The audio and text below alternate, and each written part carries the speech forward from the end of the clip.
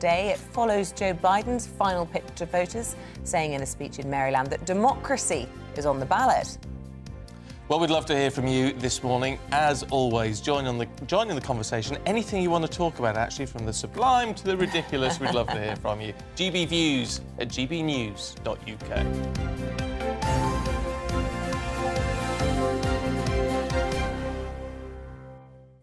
So our top story this morning, and Downing Street has confirmed that a deal with France over small boat crossings is in its final stages. Now, the proposed £80 million plan would see an increase in daily patrols of the Channel, as well as extra surveillance equipment to detect boats before they enter the water. Well, the news comes after talks between Prime Minister Sunak and French President Macron. Well, following that meeting, Sunak vowed to grip the challenge of illegal migration and said he'd renewed confidence that the two countries could cooperate. Well, let's talk to the Deputy Digital Political Editor for The Express, Dan Falvey, who's here in the studio. Dan, good morning to you. Should we hold our breath on this one or not? It feels like we've sort of heard these things before and nothing much has happened. Absolutely. We've heard time and time again deals with France. We've given them more and more money that's going to help, and then we have to give them more money because it's not worked. We've had the government say that they're going to tackle illegal immigration by changing the law. I mean, we've been told since 2016 Brexit would help us get on top of this. It didn't. We were then told it's fine because now we've left the EU, we can change the law and that will work. And we had the new plan for immigration. That didn't work. Then we had the Rwanda scheme. That hasn't worked. So we have been told time and time again we've marched up the hill to be marched right back down again. Problem is the Conservatives are getting closer and closer to an election, and that is when, you know, voters will have the chance to say what they really think. So they kind of have to make this one work. What is different this time, though, is that we are going to have British troops on the ground, British border patrol on the ground with France. And that's something that the UK has wanted for a number of years that France has held out on. So there is a substantial change in what the UK is getting this time round. So this might be the time that it happens. And I suppose what you could also say is different this time is that relationship between the two leaders. We just saw while you were speaking the pictures of Rishi Sunak with Macron yesterday. I think it's the front of the Metro this morning, describing it as Sunak going on the charm offensive, which I enjoyed. But it certainly seems as though that relationship already is bearing fruit. Yeah, I mean, it looked far more chummy than it did when Macron met with Liz Truss just a month ago. After her friend or foe comments during the summer, their relationship, when they first met in New York for the United Nations, it looked far more awkward, far more tense. Yesterday, they looked far more like they were enjoying themselves. So, yeah, I think that personal relationship is really important. Yeah, I mean, they almost seem quite similar characters, don't they, in all of this? But also, I was going to say, when it comes to the migration issue, the pressure is on, isn't it, because of the Labour Party position now on that, where they've certainly seemed to be really pitching for the middle ground. Yeah, and this is an issue that voters really do care about. For Conservative voters in red wall seats, it's seen as the number 2 issue after the cost of living crisis. So there really is a pressure that they have to do something, and the Conservatives have repeatedly said that they are going to get a grip on it, and that once you start talking about something as often as you're talking about it, you then have to follow through, or voters will go, well, hold on, why am I voting for you? Yeah, well, it's the number 1 issue at the moment, or number 2 issue. But what do you think is going to happen when we get to the 17th and the autumn statement? Because we're getting, I don't know, in terms of expectation management, is it going to be better than we're being led to believe, do you think? Well, the reports that come out overnight is on pensions and benefits, and they are going to rise with inflation. That will be... So the triple lock. Triple lock. Pensions will still be in place, and the benefits payments will rise in line with inflation. There have been talk they may rise with average earnings, which would be a far lower amount. If that is correct, what's been reported, that will be welcome news to lots of people across the country, and that expectation management that has been done over the last few weeks will pay off for the government, because suddenly, where people are nervous, they'll feel very relieved. Yeah, and meeting that commitment that was made in the manifesto as well of 2019, which would always get lots of credit and popular with Tory voters as well, particularly when it comes to pensioners. What about this exclusive on the front of the Telegraph, talking about a deal that we understand when he was Chancellor, Sunak had been working hard to try and get through with America to bring in gas as part of this energy crisis solution. But all of this happening at the same time as standing up at COP27 yesterday saying we all need to stop our dependence on fossil fuels. There will be some people saying, great news that we've got this deal on the cards, but a bit hypocritical? Well, I think most people, there's the general consensus across the UK that net zero needs to be done, we need to tackle climate change, but quite frankly, it doesn't happen overnight. So the suggestion that we should just stop using fossil fuels now and let's all have blackouts this winter is just ridiculous. So I think most people would say this is welcome news, and in the longer term, we need to keep up those commitments to a net zero. It's interesting, though, isn't it? Because LNR, the liquid natural gas that would be sort of tankered over, is actually very expensive anyway, isn't it? It's an expensive way of doing it. Right now, though, if you look at the situation, we need whatever we can get to help us get through this winter, and I think any solution that can be put on the table will be welcomed. Stopping blackouts will definitely be celebrated for that. A quick word about Gavin Williamson. Oh, yeah, why not? He's now, I think it's the Times this morning, he's been using words like slit your throat, jump out the window, just to add insult to injury, with seeing all the WhatsApp messages over the weekend. Your thoughts on that one? I think Rishi Sunak will be very frustrated that the last 10 days he's spent a lot of time defending his cabinet ministers rather than setting out his policy agenda. There was Suella Braverman, we've now got Gavin Williamson. Question is, can they last? The longer this goes on, the more headlines that come out and the more it means that Rishi Sunak has to spend his time defending them, the more he's going to lose his patience, be like, you know what, this just isn't worth it. Oh, well, we shall watch that very closely. Dan, thank you very much indeed. We'll catch up with you in the next hour. Now, speaking at COP27 yesterday, former Prime Minister Boris Johnson said the UK did not have the financial resources to pay climate reparations. It follows the UN General Secretary Antonio Guterres warning assembled world leaders in Egypt that the world is on a highway to climate hell. That's interesting rhetoric, isn't it? With the foot on the accelerator. So should the UK pay these so-called reparations? Joining us now is Harry Wilkinson. He's the head of policy at Net Zero Watch.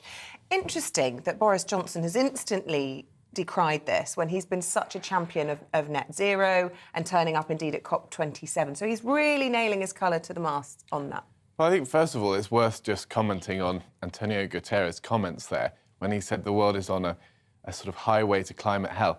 This is the kind of irresponsible language that has young people sitting in the highways, putting themselves at risk, putting many people at risk, because they believe this extremist rhetoric.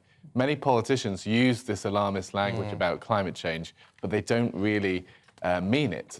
But well, this is the problem. I mean, it's a bit like the whole Greta Thunberg issue, and I'm not saying she raises some fair points. She's clearly a very passionate young person, but she starts yelling that you've destroyed our future, we're all going to die, sort of thing, which A, is inaccurate, and B, doesn't really help us move forward, does it? That's right. Climate change is a solvable problem, but I think Rishi is right to say no to climate reparations. I mean, let's remember what is the reason why Britain has that high CO2 emissions history, and that's because we were responsible for the start of the Industrial Revolution, and that's had huge benefits for the world. So the idea that this is something we should be paying reparations for is absurd when the Industrial Revolution is responsible for all the benefits that we have today. And if it wasn't for it, then we'd be suffering much worse from climate-related natural disasters because we wouldn't have the resources to be able to respond to those events. It's interesting, though, Rishi Sunak yesterday saying that there was a moral argument in all of this, and I think sometimes the word reparations makes this quite... it's almost semantics. There's, inference that we should be apologising, and there's a guilt reference there. But actually, is there not a moral duty as a relatively wealthy nation to be helping countries like Pakistan, who saw 1/3 of their country underwater? You're completely right. We have to separate the sort of language from the moral duty. We want to help poorer countries. And so when we're talking about aid, we have to think about what are the best things that we can do to help those countries. So if we're bringing in climate change to this, we have to be weighing that up against other types of aid that we can be giving and seeing what is the most impactful. And I think it's right that we focus that more on adaptation. It's a huge effort to try and change the global economy from one that's really mainly dependent on fossil fuels to one that's using alternative sources. However, things like flood defences, things like drought-resistant crops and plans in place to respond to tropical storms, these are the kind of things that will help no matter what. We are going to see extreme weather in the future, and let's help countries prepare for them. I mean, it's interesting when you talk about the importance of language.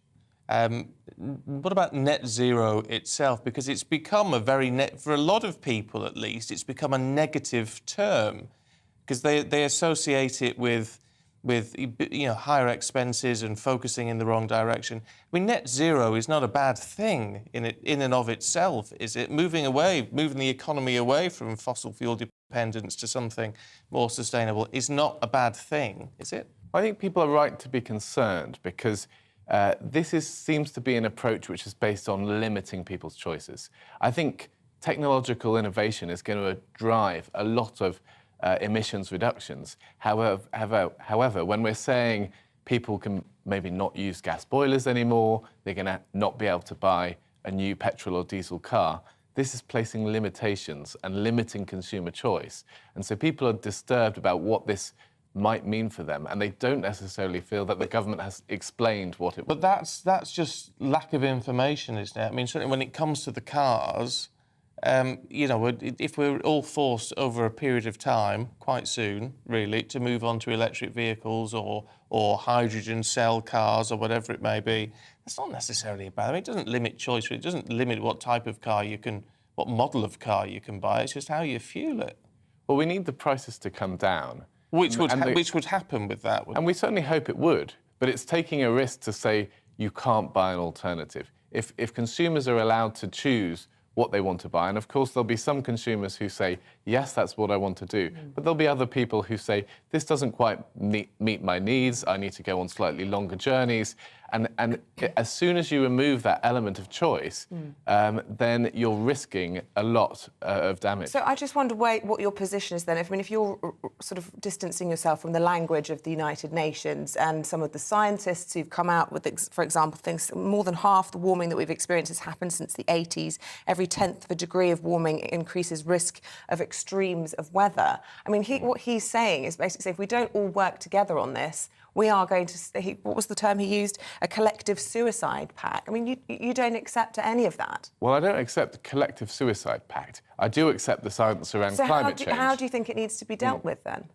I think we've got to see technologies that work. We have to look at it at a practical perspective. But what if consumers don't want those technologies? I mean, you seem to be putting consumer preference over and above what scientists are warning Well, about. I think scientists can look at the science of climate change. They don't necessarily know about economics. They don't necessarily haven't cost-benefited various policy scenarios. That's the job of politicians. And so when we look at the issue of climate change, we should look at experience. In the last 100 years, we've seen 95% reduction in the number of people dying from climate-related natural disasters. That's happened because we've had economic growth. So scientists can tell us about what the risks of climate change might be from a physical perspective, but how society deals with that is a much broader question. OK. Harry Wilkinson, good to see you. Thank you very much indeed. Love your thoughts on that. Yes. GBviews at gbnews.uk. What's the phrase? Necessity is the mother of invention. Yeah. Is that the one? Yeah. And I do sort of think with a lot of these things, like with electric cars, and the problem with electric cars is the batteries at the minute. The more we're forced down that road, and I totally get what Harry's saying about choice, but the development of the technology, you've got to give it a push, a nudge in the right direction, I think. And then we'll all be like, in 50 years, we'll all be like, well, what were we worried about? Well, I'll be dead. I hope so. Oh, don't say that. Right, let us know your thoughts on that this morning. The Time's 6:14. We're going to bring you up to date on the latest headlines now this morning. And Boris Johnson has asked the MPs he's nominated for peerages to delay taking them so that they do not trigger by-elections in their constituencies. Nadine Dorries and Alok Sharma are among those that the Times are reporting to have been given blue marks. The King will unveil a statue of his mother in York during a 2-day visit to Yorkshire. King Charles III will begin in Bradford before being joined by Queen Camilla tomorrow in York. The tour will end with a ceremony where the royal couple will officially confer city status on Doncaster.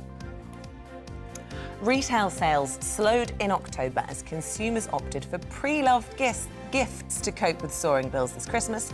A poll by Barclaycard found almost half of Britons are planning to cut down on Christmas purchases to save money this year.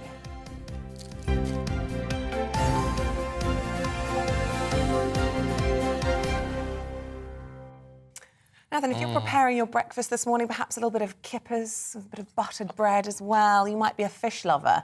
But seeing as we are an island nation, you would think more of us would enjoy fish? Well, according to Angela Hartnett, of course, that Michelin-starred chef whose face we see regularly on the TV, has said we really need, as a nation, to embrace cooking fish. Do we? She says, time for the scales to fall from our eyes. It does stink. Stinks. It does. I mean, I have to say, look, all power to your elbow. I mean, I don't eat fish. And actually, even if I wasn't vegetarian, I wouldn't eat fish because it just makes my stomach turn. My dad's the same. I think my a mum and lot my of brother people love are fish. quite squeamish about fish, and because it smells and because it sometimes comes with scales and eyes and guts and all the rest of it, then they're a bit funny about it. But I have to say, it's so easy to cook and it's so quick. What I love is if I come in with starving kids, can whistle up a... Fish finger. A fish finger, or just quickly make a bit of salmon for them. Salmon and pasta, sorted. Really? Yeah. Happy days. I don't know. So if you're a fish lover, let us know. If you're a big fan, we are an island nation. It's surprising we're not more sort of preoccupied with it, really. Yeah, nothing makes my stomach turn more than the smell of fish. So this isn't really... So, Angela, I'm not with you on this one.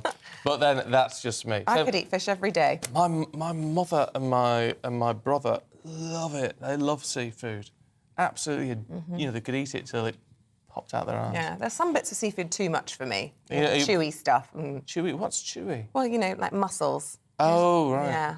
I sort of have to sort of almost swallow them like an oyster because it's too Why just much. not bother having them? Well, yeah, exactly. But, you know, anyway, let us know. You lover or hater, loather of seafood. Let us know your thoughts this morning. Things like oysters, where you're meant to eat them alive, aren't you?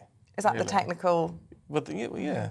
Yeah, because I suppose they're not cooked, are Because they? you put the lemon juice on to see them, and you see them move and react to the acid, and then you Oh, swallow or, them. yeah, some shallots, a bit of Tabasco sometimes can, you know, take away this sort of taste of sand and seawater. See, this is what I don't understand. You do all this stuff to The take grit. away the taste Yeah. of it.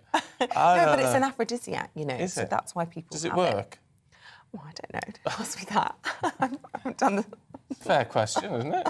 All oysters did on my honeymoon was give me food poisoning. Oh, So it definitely wasn't There an you- aphrodisiac. you Anyway, go. 6:18, we won't go into that. Let's turn our attention to something a little bit more delicate, shall we? And Americans are heading to the polls later today to vote in those all-important midterm elections. yeah, but about 40 million voters have apparently already cast their ballot.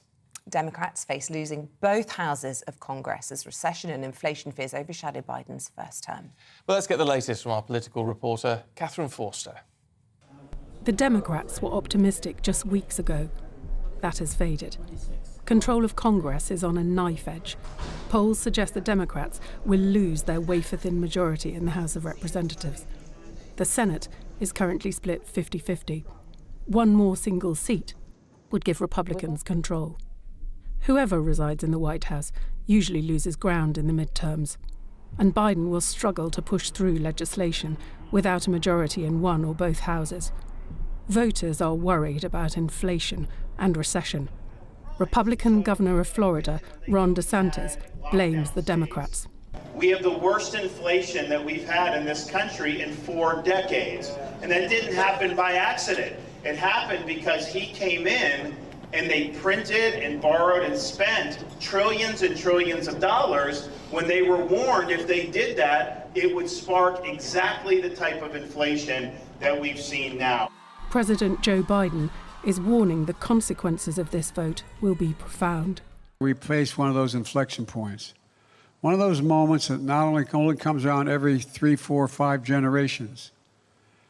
We all know it in our bones that our democracy is at risk. Previous Democrat presidents, including Barack Obama, are rallying around Biden with similar messages. This habit we have of demonizing political opponents, of saying crazy stuff, it creates a dangerous climate. Obama and Bill Clinton both did badly in their midterms but were re-elected. But President Biden is almost 80 and his approval ratings are dire. His Vice President Kamala Harris is unpopular too. And then there's this former president, Donald Trump, still claiming the last election was stolen. I ran twice, I won twice, and I did much better the second time than I did the first.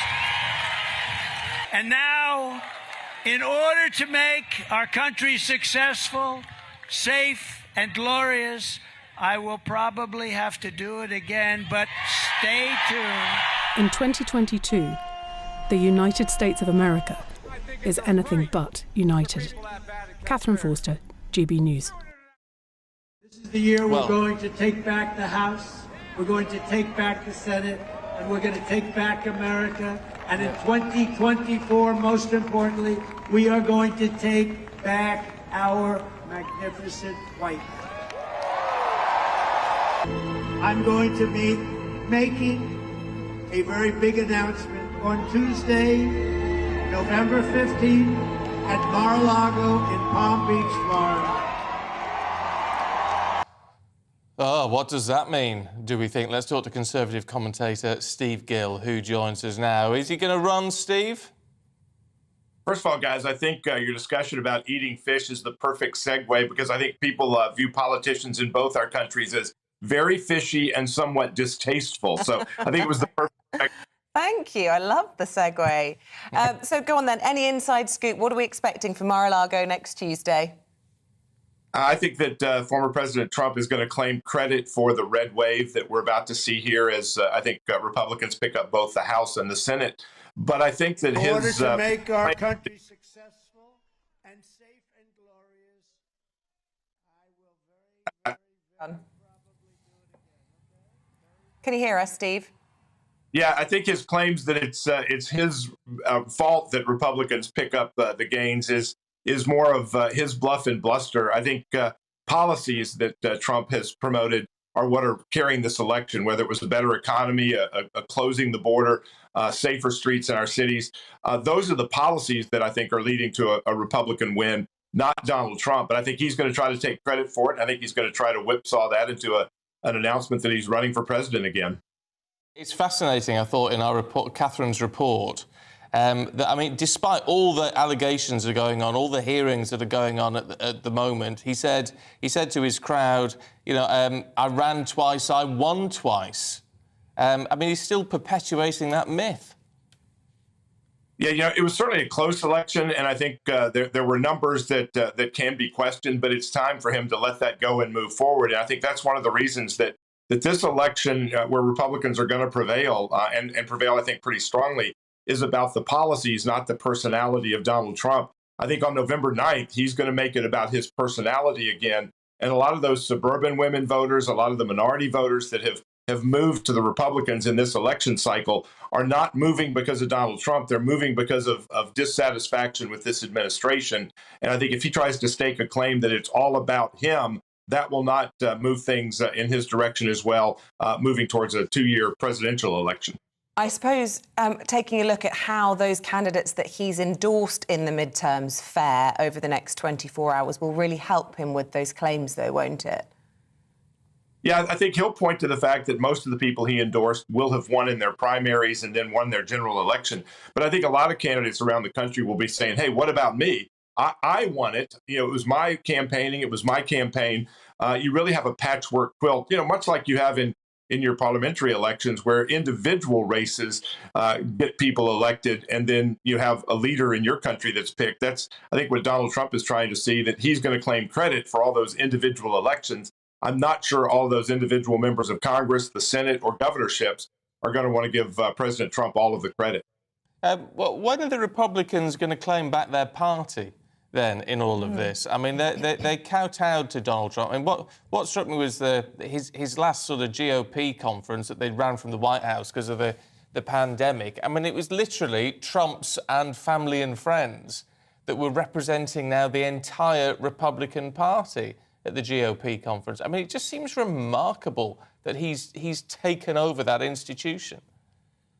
I think you're seeing others, though, emerge. Certainly, Ron DeSantis in Florida, you had a bit of a mention in the piece before.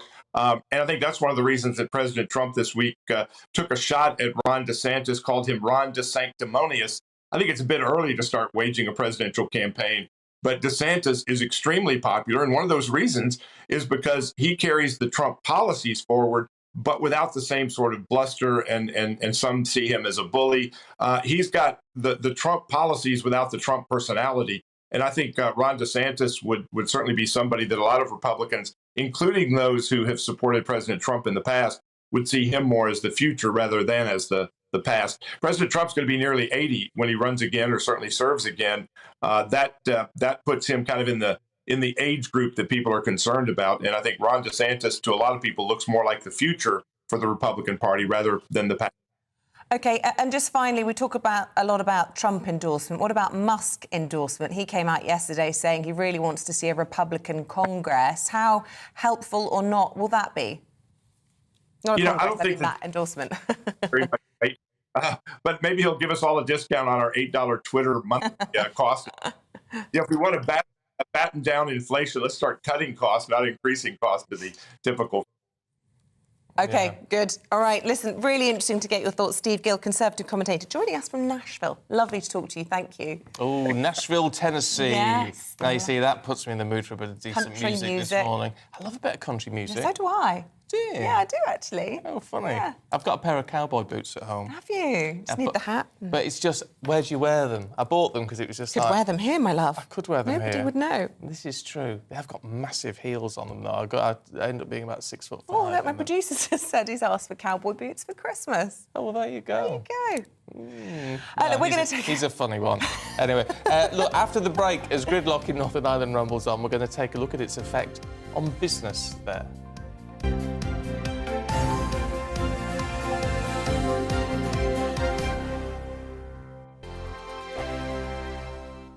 Every morning from 6 o'clock, we'll wake you up with GB News Breakfast with all the stories you didn't know from the night before. So whether it's serious news, entertainment, or your own views from all over our great nation, we're here to kick off your day with a smile. And the national media should be reflecting and reporting what's happening here. You will notice the northwestern accents.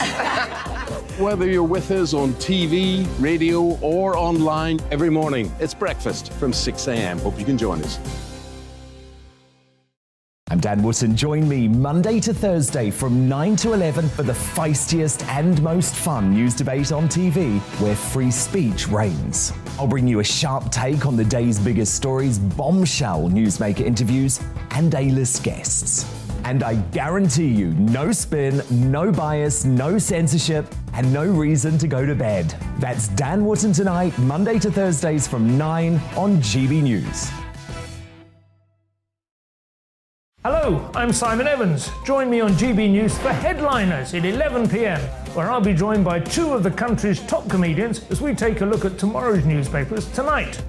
If it's a big story, we'll be covering it, I guarantee, but we'll also have some fun along the way. That's GB News Headliners at 11 p.m. We won't put you to sleep, unlike some of the other paper review shows out there. So join us, 11 p.m, 7 nights a week. Hello there, it's Eamonn Holmes here from Breakfast on GB News. We're not just on your television and your screens, you know. We're on DAB plus digital radio, so you can listen to your favourite shows on the move. If you've not yet listened to GB News Radio, it's very simple. We're on your radio player and TuneIn apps, on your smart speaker, phone or tablet, or online at gbnews.uk. Take us with you wherever you go. GB News Radio. You never have to miss a moment of the People's Channel.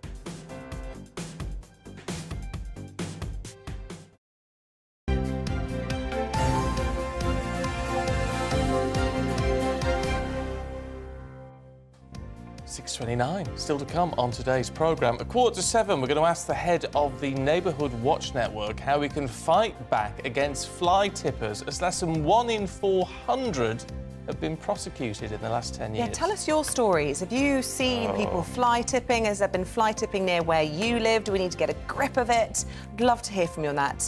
Get in touch via email. We're also talking about how new research shows only 1 in 6 adults have no savings whatsoever. So we'll be asking how you can start putting some of that money away, especially during this cost of living crisis. That's at 7:45 today. Yeah, so do get in touch, all the usual ways. GBviews at gbnews.uk, or if you so choose, if you're a fan of Mr. Musk, send us a tweet at GB News.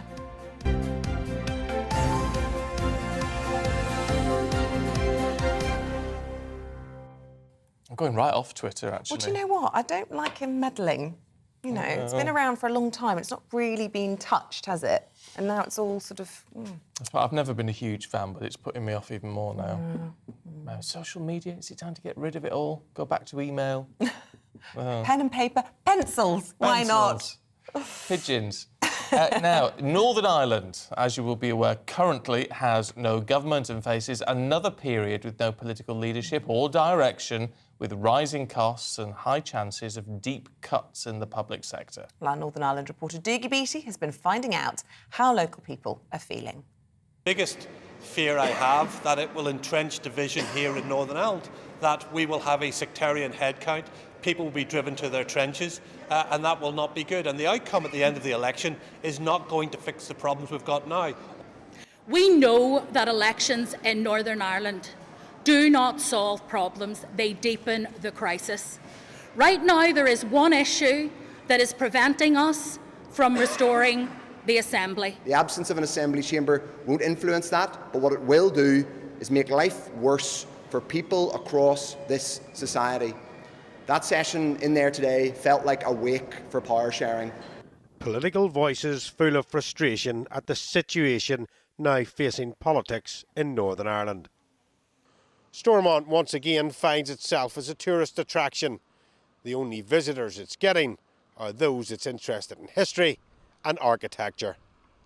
The government here collapsed at the end of October because of legislation that ensured that there would be ministers in place up to 6 months after an election.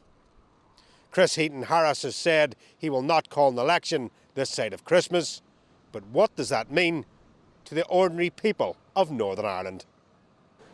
Well, I believe there's principles in life that you should hold to, but when the people of the country need help, now's the time to lay those principles aside and to say, right, let's help the people. Do you really want the truth? It doesn't matter whether they're there or not. But you just look back and tell it. So they do. People out there are struggling. Can't afford to heat their house, food and all coming in. Government or not, life goes on, and local councils will continue to do what they have done for years and ensure our everyday needs are met. But with rising costs, it's feared business rates will rise. Glenn Roberts from Retail NI is worried about the situation. We have written out to all 11 councils, all 11 council chief executives, urging them when they strike their own rate to make it as low as possible. We have heard rumours that some councils are thinking of a 12.5%, an inflation-busting rise, and for many working families and businesses, that simply is unaffordable. And that is a reality that councils, they need to cut their cloth and be more realistic in how they approach the issue of rates.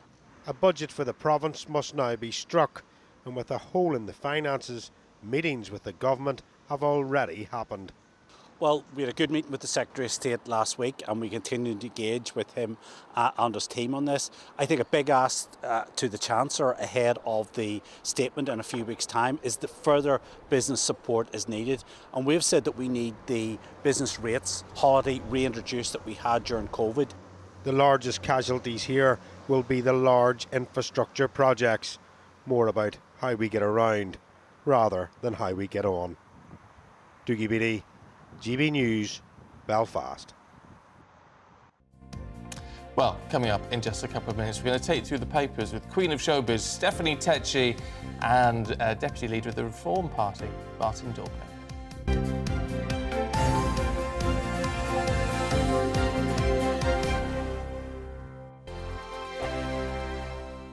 We are GB News, and we'd like to say thank you to each and every one of you for bringing us your conversations, for helping our great nation find its voice. We are here for you on radio, television, and online, across England, Scotland, Wales, and Northern Ireland. It's not the BBC, you actually get your facts right. We are proud to be GB News, the People's Channel, Britain's news channel.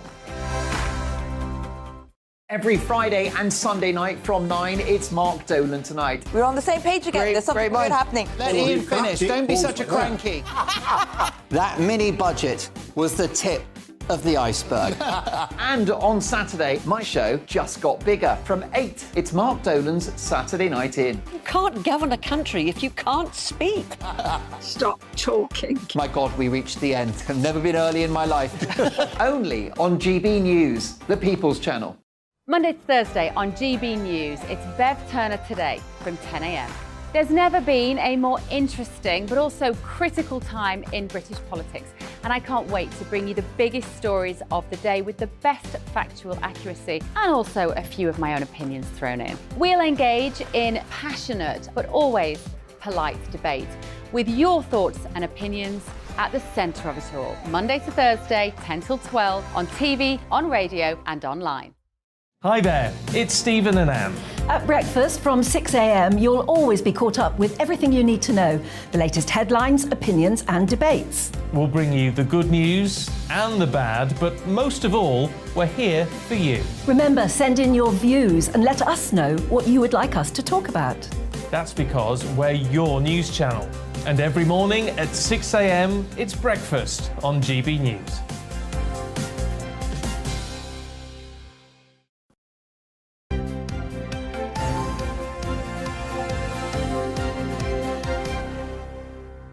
It's 6:36. Time flies, doesn't it, when you're enjoying yourself? The programme is really going fast this morning, and it is time for my favourite part of the programme, which is the papers. We've got the former Brexit Party MEP Martin Daubney and showbiz reporter Stephanie Tetchy joining us for that. Good morning. Morning. Morning. Martin, let's talk about this story that came out yesterday, but lots of papers outraged, I think the Sun among them, but the Mail splashing on it. Britain to pay $1 trillion in reparations to poorer nations as part of this COP27 commitment yesterday. And they're saying, what planet are they on? I think it's a headline that sums up the mood of the nation, and it's something actually I think the Western world needs to get a proper grip on pronto. This idea that we must pay for the sins of our industrial past, while totally ignoring the sins of the industrial present, China, which now pollutes more than the entire world put together, who don't even turn up for COP27. They take it that seriously, yet somehow we are being forced to self-flagellate and pay through the nose about something we did centuries ago, while forgetting that the benefits of the Industrial Revolution, electricity, telephones, transportation, medicine, and all the things that we enabled and empowered, longer life expectancy, better quality of life, are somehow seen as a sin. It's time to end this madness. And also, Rishi Sunak magically finding 15 billion quid at COP27 to help Kenya and Pakistan and Mauritius, while simply failing to deliver on any of the red wall levelling up promises made in 2019, sends out a totally ridiculous message to the electorate, who are expected to keep simpering to this climate change movement, while seeing their own quality of life fall because they cannot even afford to turn their heating on. Bit early to declare him a failure on levelling up when he only took to Downing Street beginning of last week. His party's failure. Definitely, and I think, to be honest, he does have to take action with this. It's something that's eventually going to be a big crisis, and if he doesn't act now, we're all going to pay for it later. We're paying for it now through taxation and through not being able to afford to switch our heating on. And I think we have this huge hypocrisy about this globalist vision to sort of end climate change, which every single conference, by the way, has failed in, because they're still saying it's getting worse and worse and worse, and that's because China is the world's biggest polluter and they won't even turn up. Do you do nothing? I mean, is that the answer? Because you have an opportunity, surely. You can only ever make some sort of resolution by talking, by meeting. Do we just not have the summits? Do we not have the conversations about using money and resources to try and tackle climate change, to try and help very many poor countries who've been obliterated, let's not exaggerate, by climate change? How? Well, Pakistan, 1/3. But how do you know that's climate change? It's called bad weather. It's happened for millennia. Well, I'm no scientist, but this is what the scientists have said. Well, the scientists, I think, are all signed up to this agenda because they're on the payroll. There's no resistance or opposition to the Net Zero Manifesto, and as a consequence, we're all expected to pay through the nose for it and become poorer and colder. And I think we need to start fighting back against this, because it will bankrupt the West. And you can see why the developing world are into it, because they get money for nothing. OK, let's Stephanie, have a look at The Guardian, because they're saying poor nations, when it comes to climate breakdown, poor nations are paying twice Yes, and this was statements made by Mia Mottley, who is the Prime Minister of Barbados. And I totally agree with her because I feel like ignorance has been bliss in industrialised nations.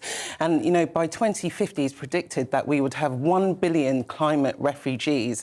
At the moment, we're always kind of banging on about migration. What happens by 2050 when we've got up to 1 billion refugees trying to come and live in our country? Is that when we're going to take it seriously? As an extensive traveller like myself, I've been to all these kind of countries and I've seen firsthand how the pollution of the West affects poorer countries. They don't have the money to develop their countries and to help themselves in such situations. Yeah, and it's interesting you talk about the 1 billion refugees by 2050. Yesterday we were hearing by 2030 there could be 700 million Africans displaced as a result of climate change. And of course that is all linked in to this migrant crisis, which I know you feel so strongly about. Surely then, instead of seeing these payments to these poorer countries as reparations, you see them as loss and damage to help these countries rebuild, to cope. We haven't got the money now. This is the problem. What will end up happening, we'll end up giving this money in aid. So when things like the Pakistan floods come, they're going to come to the West for money, where there has to be this ongoing thing where we're actually trying to fight it, rather than waiting for these big natural disasters to happen and then we have to fork out even more money. There's no solutions that's being brought to the table. Why is it that the duty of the West to sort out natural disasters elsewhere in the world when they've happened for millennia?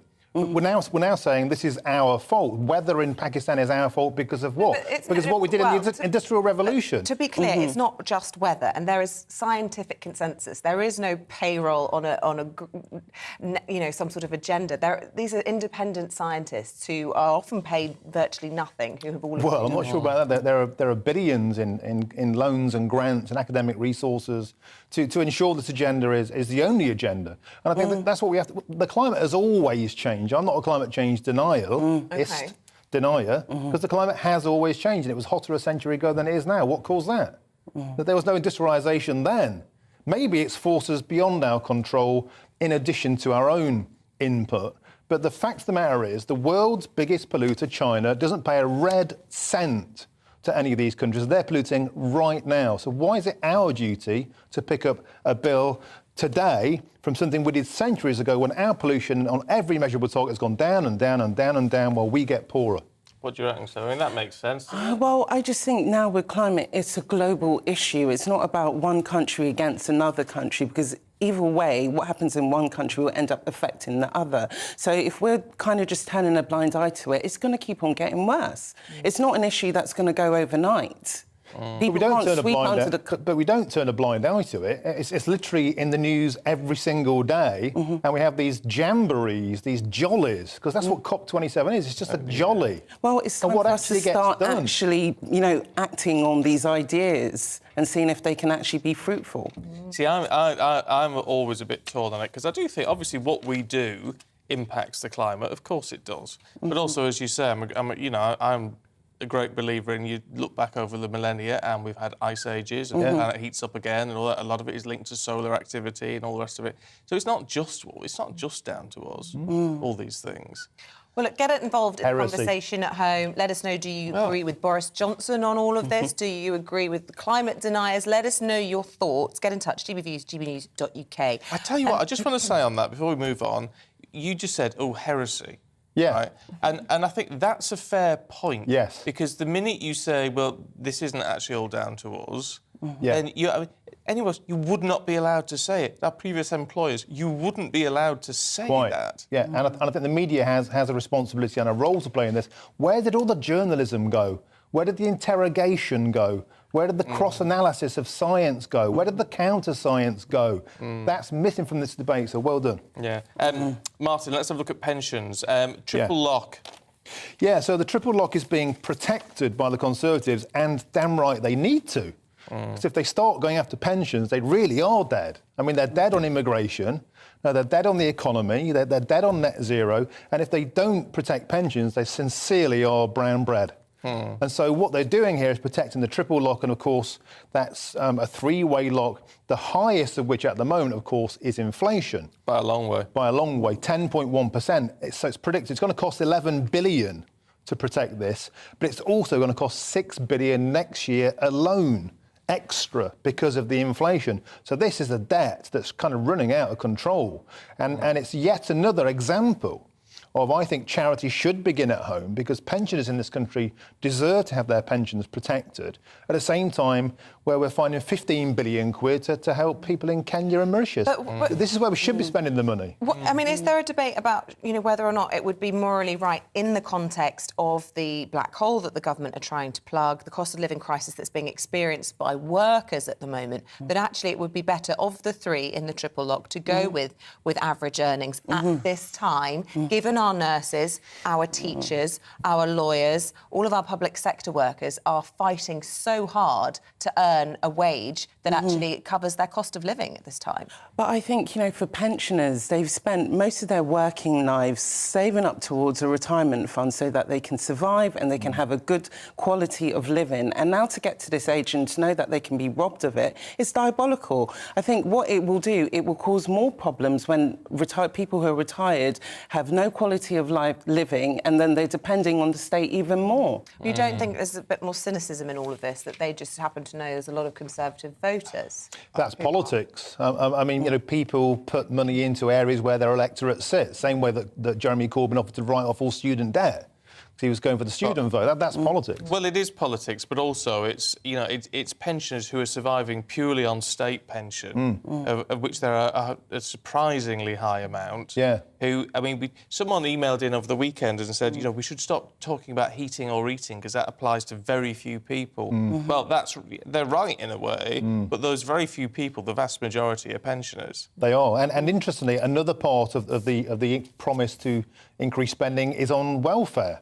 So the Conservatives are also agreeing to increase welfare, which you may think is fair, but also it's Corbynomics again. It's like, let's increase money for everyone. Well, where does the money stop, and where does it come from? So you're in favour for pensioners, but not for those who are claiming benefits because they're perhaps unwell or unable to work? I'm just saying that governments have difficult decisions to make, and you can't give everybody everywhere more money.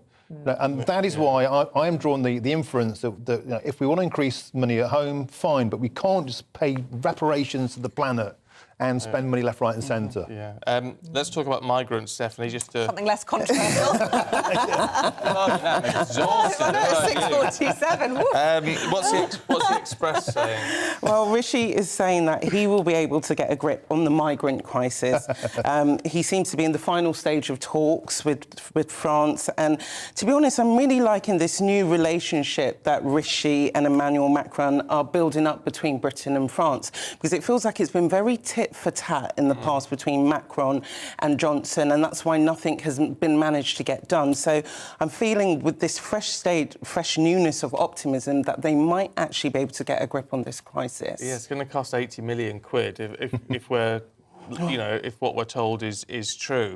But I mean, something has to be done, and done now. Yeah, and that 80 million quid could be more in the future if we don't actually start working on it now. And what I like about Rishi is that he's been actually quite honest in saying this is not going to be an overnight solution. There is a lot of things to talk about and deal with this. So hopefully it will come true. Look, it's not an issue so much as talking about people, which I know is very lowbrow, but I do find it fascinating seeing the two of them handshaking.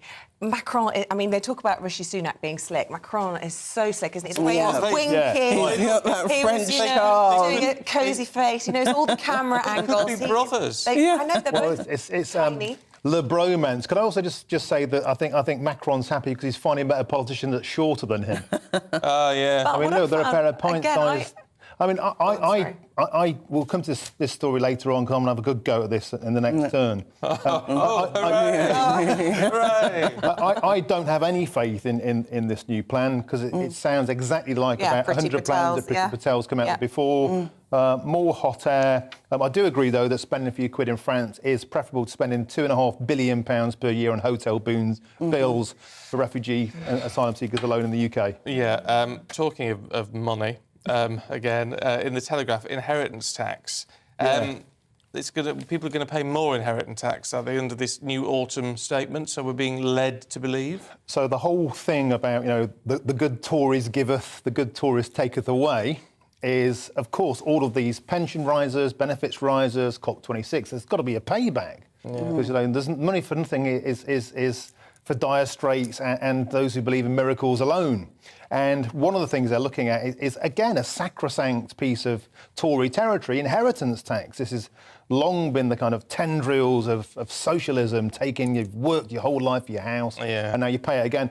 Now, it's not actually a grab, it's a freeze, which is a relative grab because, of course, in a few years' time... But it's a lot less painless. 10% less. So when we're seeing Conservatives going after inheritance tax, you've really got to wonder if they're Conservative anymore. Well, come on, though. But as you say, I mean, it's not a Conservative policy. It's not really what anybody wants to see. But you've got to get the money from somewhere. It's better taking it from that, isn't it, than from the pockets of people on benefits, for example. Well, you could argue, though, with total certainty that this money has been taxed and paid for its entire duration of life. Oh, yeah. And then it's taxed again. Multiple times. How much will that generate? Does it say how much? Yeah, they reckon 500 million, which amongst all this lot is chump change. Yeah. Well, that's a fair point. That doesn't really make much difference, does it? But anyway. We'll have more equally interesting and... I'm exhausted. I don't know how you do. Martin, where do you find the energy? Coffee machine. Join us again for more with Martin and Stephanie just after 7:30. But for now, we're going to talk about fly tipping. Yeah, doesn't it drive you mad? A new report has found that less than 1 in 400 fly tipping cases have been prosecuted in the last decade. Nearly £500 million of taxpayers' money has been spent on cleaning up between 2007 and 2017. So how can we tackle the issue? Joining us now is John Hayward-Cripps, the CEO of the Neighbourhood Watch Network. Really good to talk to you this morning. It feels as though there is absolutely no repercussions then for those people who go out and fly tip, and it's just a free-for-all. How can we sort that out? Well, that is fairly close to the truth. I mean, I think, as you said, the number of people that have been prosecuted for fly tipping is woefully low in the UK and has been for some time. And I think it's one of those awful situations where it's difficult to catch people fly tipping, and the prosecutions have been tiny, and also the punishments are low. I mean, the maximum fine is £50,000. That is almost never applied to groups that have been fly tipping. It's usually much, much lower than that. And I think a lot of the kind of organised crime and people involved in this factor a potential fine into what they're doing. It was interesting. We were talking about the inheritance tax freeze costing, or saving the government at least £500 million. If it's costing £500 million to clean up after fly tippers, it seems a much better thing to chase, doesn't it? Completely. I mean, I think, as we know, councils are those that try and fine and prosecute fly tipping unless it is very, very serious or involves serious crime, in which case it's the Environment Agency.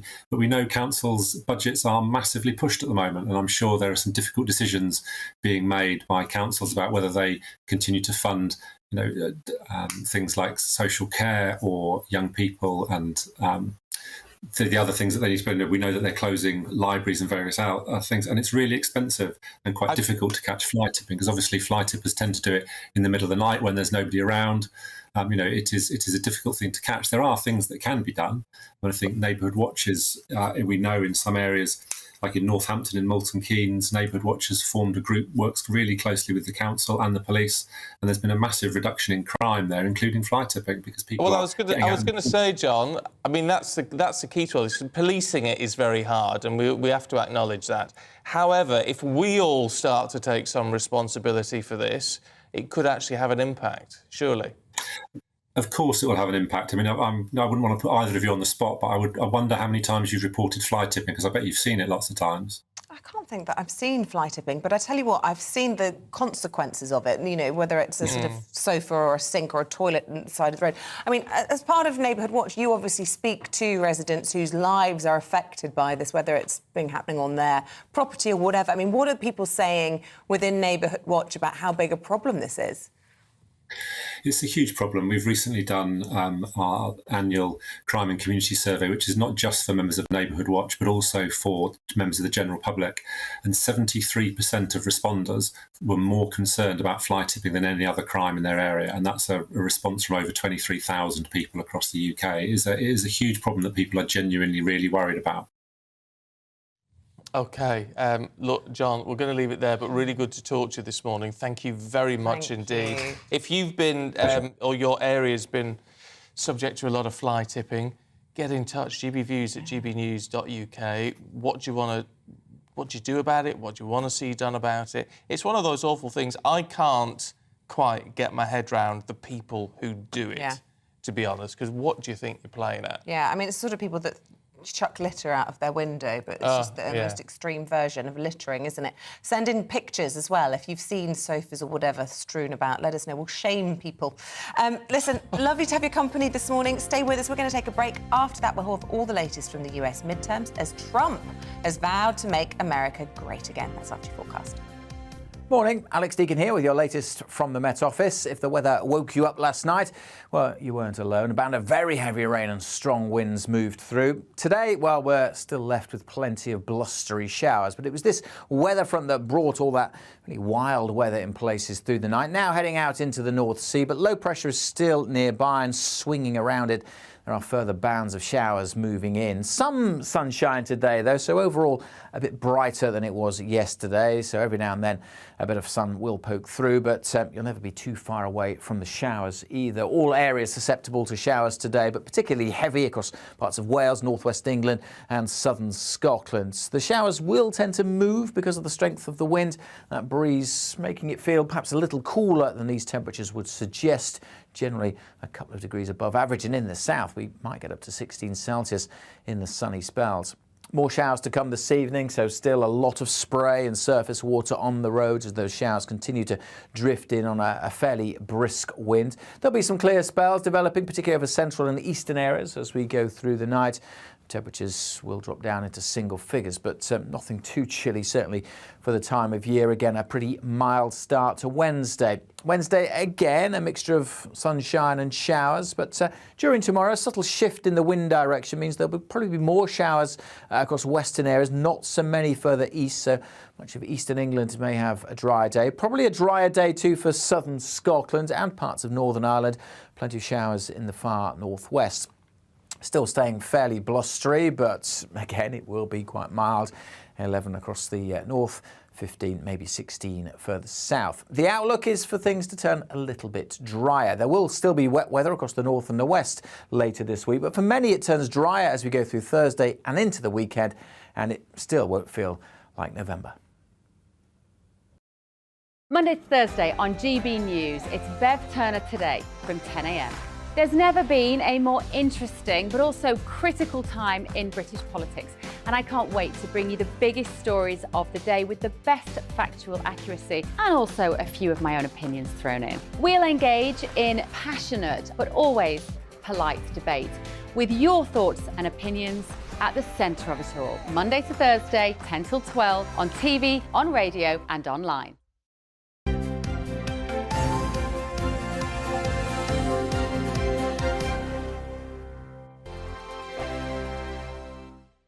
Monday to Thursday nights on GB News. At 6, it's Dubes & Co. 7 o'clock, Farage. At 8, join Mark Stein. And at 9, Dan Wootton Tonight, followed by Headliners. On TV, radio and online. This is GB News. Join my show Farage, 7 p.m. till 8 p.m. Monday through Thursday, and there you will get opinion, analysis, debate, and I'll cover stories that nobody else dares to touch. You've been cancelled. Join the club. Oh my goodness me. And then for the last 15 minutes, talking pints. We're over a drink. We have a civilised conversation with someone. We very often disagree, but we do it in a grown-up way. Come and join me on Farage. We are GB News. And we'd like to say thank you To each and every one of you. for helping our great nation. Find its voice. We're absolutely everywhere. Across England, Scotland, Wales and Northern Ireland. On TV. on radio and online. We're proud to be The People's Channel. Britain's news channel. On the Mark Stein Show, we cover the stories a lot of people are scared even to mention. The stuff that really matters with some of the world's biggest thinkers. Now is his opportunity to kind of take the steering wheel of history. Break away from the flock at 8 o'clock on GB News with the Mark Stein Show. Hello, I'm Michelle Dewberry, and you can join me every weekday 6 till 7 on Jubes & Co. Me and my panel will get stuck right into the day's events, and I can tell you, in fact, I can warn you, expect some robust debates, some strong opinions and perspectives from both sides of the fence. It's about you at home as well. I love to read out all of your comments, or at least as many as I can. So join me, Michelle Dewberry, Monday to Friday, 6 till 7 on Jubes & Co.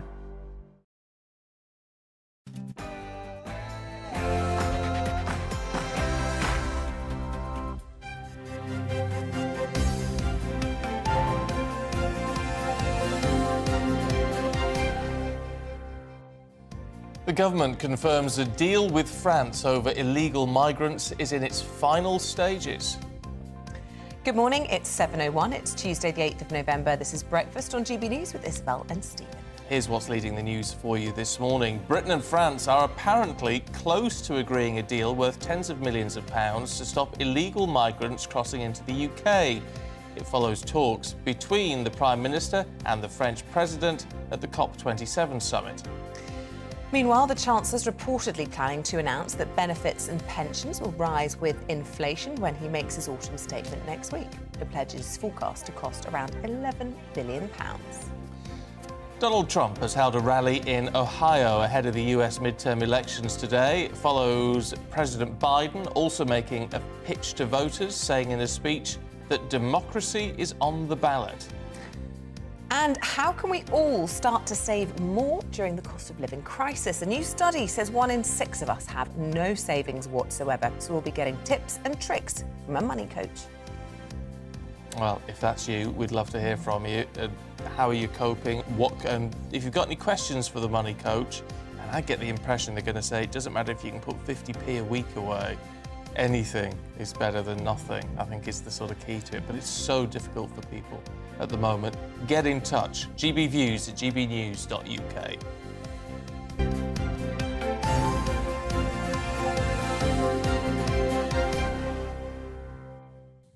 So our top story this hour, and Downing Street has confirmed that a deal with France over small boat crossings is in its final stages. Now, it's a plan which is apparently going to cost £80 million, and it would see an increase in daily patrols of the channel, as well as extra surveillance equipment to detect boats before they enter the water.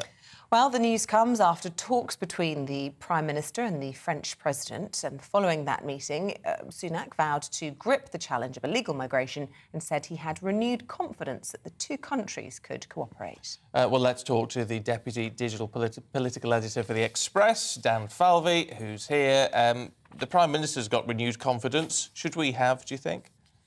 I think voters are going to struggle to have confidence right now because we've heard this rhetoric before.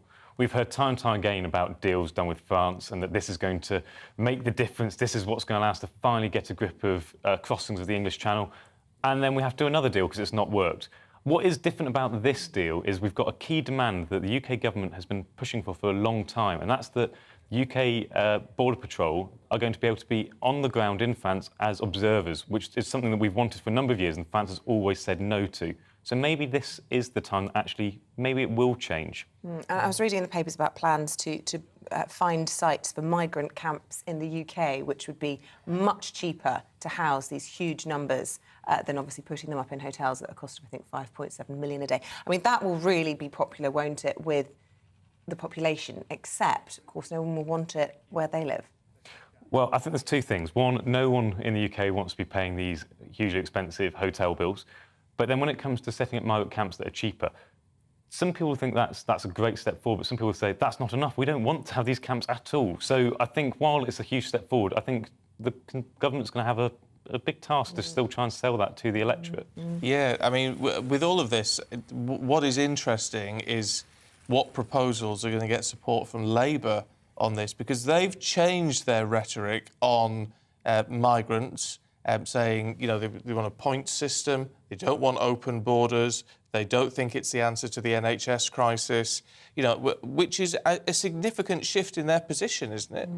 It is, and what this does is it squeezes the Conservatives, because it now means that voters can look and go, well, Labour sound like they're going to be quite tough on immigration as well. And the problem is, with the channel crossings not being solved by the government, voters could sit there and go, well, hold on a minute, why would I trust you? Because you're not fixing the issue that you keep promising to fix. And Labour now sounds quite tough. Why don't I give them a punt? Maybe they'll be better than you. Should we talk about COP27? We had speeches yesterday from our Prime Minister as well as our former, or two ago, Prime Minister Boris Johnson. Both of them, in their own right, making waves. We had Rishi Sunak talking about this sort of green economy and creating more jobs. At the same time, we read this morning about this gas deal for bringing in liquefied natural gas from the States. And then we have Boris Johnson, who's very, very green, but saying no to reparations. So really interesting lines from both of them. Yeah, and I think what Rishi Sunak's going to find frustrating about this is the fact that Boris Johnson is probably now going to forever just be there on the sidelines making remarks. We even had it with when Rishi Sunak was deciding to become leader. Was Boris Johnson going to run? Wasn't he going to run? And he took all the headlines through that. We now have COP27. The headlines have largely been split between the two of them. I think Boris Johnson's probably had just as many headlines as Rishi Sunak. And as Prime Minister, he wants to make his mark. He's having to jostle for prime position against his former boss. But it's interesting, isn't it? Because, I mean, certainly the lines we were getting yesterday were that Rishi Sunak would look at £200 million to be given to poorer countries to help them with green technologies. Now, whether that falls under the sort of idea of reparation or not, I mean, it's all a bit of a blurred lines. But the fact that Boris Johnson comes out with a line which is going to resonate much more clearly with the British public is very interesting. Yeah. From the greener Prime Minister, supposedly. Yeah, absolutely. And it does mean that Rishi Sunak is going to have to fight to have his voice heard, because it's not just this. There are a number of areas where Boris Johnson has made clear what his views are, and we've had allies of Boris Johnson saying what he thinks and about manifesto commitments in 2019 that need to be honoured. And Rishi Sunak is going to struggle to make sure that his voice is well and truly heard. Talking of manifesto pledges, triple lock. We're getting interesting. I mean, yesterday, talking to Grant Shapps, he wouldn't give anything away. There seems to be a clearer indication this morning that the triple lock is going to stay in the autumn budget. It's going to cost a lot of money, but it's the only sensible thing to do, isn't it? I don't think the government really had a choice. I think it's in some ways foolish that they ever let it get to the point where people thought that it was going to go. All they said was that they weren't going to speculate about what would happen. But the problem is, when you've got a triple lock, it's a lock. If it's always up for review, it's not a lock. So by letting people think that it might have gone, they created all these negative headlines for something that probably was always going to remain in the first place, and it just feels like they shot themselves in the foot, really. Speaking of negative headlines, Gavin Williamson causing more headaches for his new Prime Minister. New shocking language being revealed in some of the papers this morning. Things like slit your throat and jump out of a window. I mean, it seems he sort of never really shook off some of the dark arts of being Chief Whip. I mean, is that a reasonable enough explanation, or has he actually got a bit of a problem with the way he speaks to people, do you think? I think the language that's come out is incredibly worrying and troubling, and I think Rishi Sunak made clear in some of the former language that we saw come out over the weekend that it was unacceptable. I think when you're someone like Gavin Williamson, you have a lot of enemies. From being former Chief Whip, you don't make friends in that job. And the danger is, what else is out there? What's still to come? Because day by day, it's chipping away at him. And at some point, the danger is Rishi Sunak will have to say, you know what, enough's enough. I can't keep putting up with these negative headlines. It's interesting, though. He hasn't denied, with those phrases, he's not denied using them. He's just sort of challenged the context of saying, you know, it wasn't bullying, it's not, you know, and context is important, isn't it, in these sort of things? I mean, it makes for a good headline, but it depends how it was said, where it was said.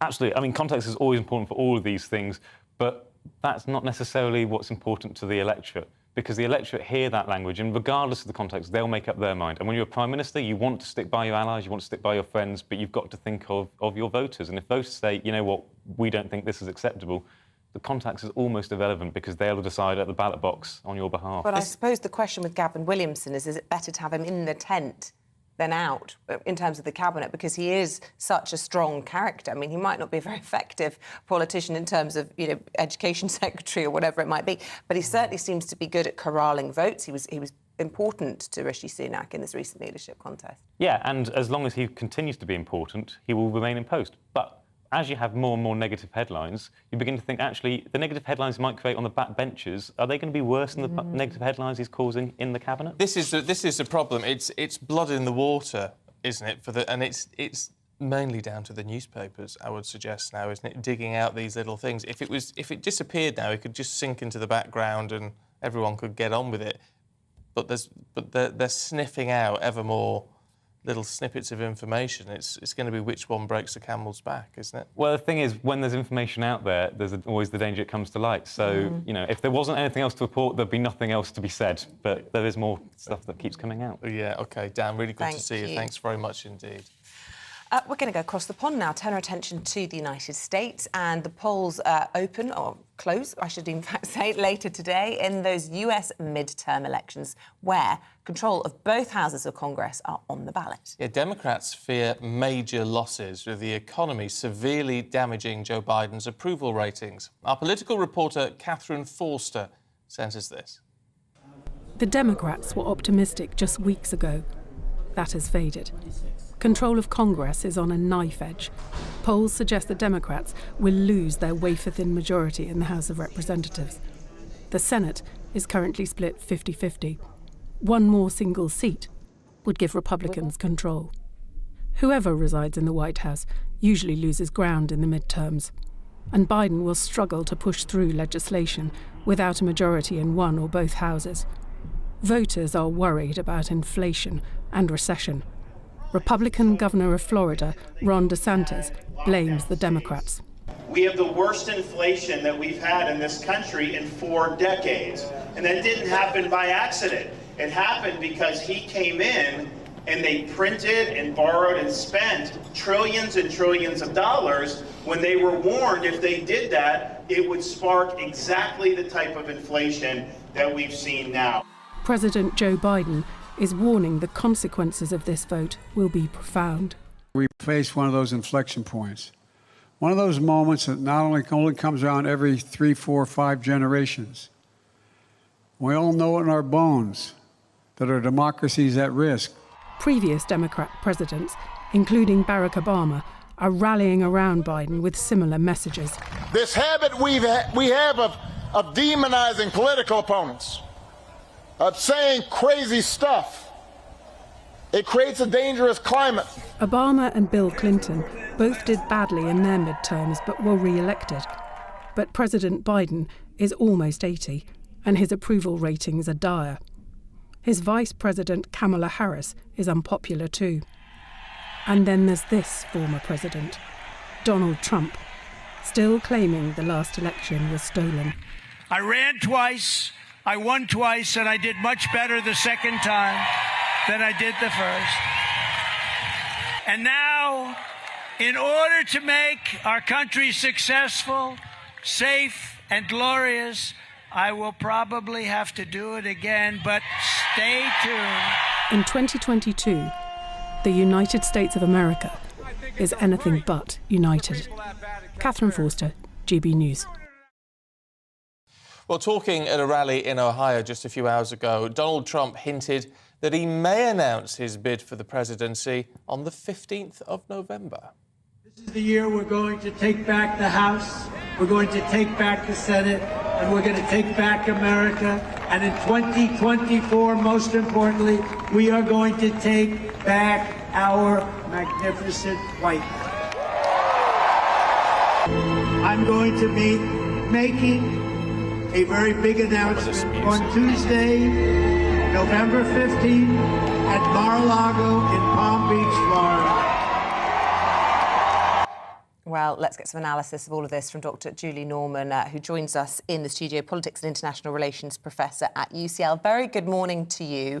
You were just saying to us during that VT that this is still Trump's if he wants it. Well, that's right. And we've been hearing Trump say over and over again at these rallies, it's really just a matter of when he's going to announce. And he is still polling the highest of all Republican candidates. There are others like DeSantis who are chipping away at that lead and have been. But Trump is still the #1 guy for the Republican Party, and he's looming quite large over these elections. Early to declare, though, wouldn't it be, on Tuesday? It would normally be around November or a little bit later than that. I mean, what would be in it for him to declare on Tuesday? It's November.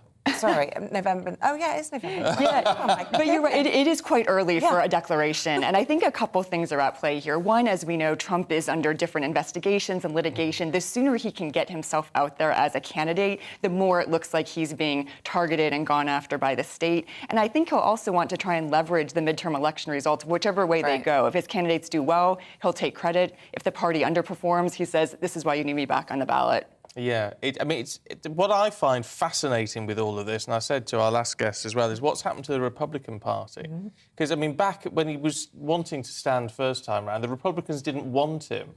And now he seems to have overtaken the entire party. Well, that's exactly right. And I think throughout Trump's tenure, there was always this sense of when is the more moderate wing of the party going to push back against him. But at the end of the day, he has been the one figure who has really mobilized not only the old Republican base, but an entire new demographic, which is just purely Republican for the most part now, and it's hard to let go of that. Is trust, I mean, over here, we talk a lot about trust in our politics and whether it's there or not. Does trust not matter the same in America to the same degree? Because I'm thinking of people like Lindsey Graham, who were very outspoken against Trump and then suddenly became his best friend and biggest flag waver. I mean, no one seems to look at that and go, what are you playing at? Yeah, no, there's seeming hypocrisy, isn't there? But I think for a lot of Republicans, it's the sense of there's a priority of keeping the party together. And if this is where the party is leaning, you lean into that, even if it's not where you would necessarily personally go. And in terms of trust, I think for whatever reason, Trump has managed to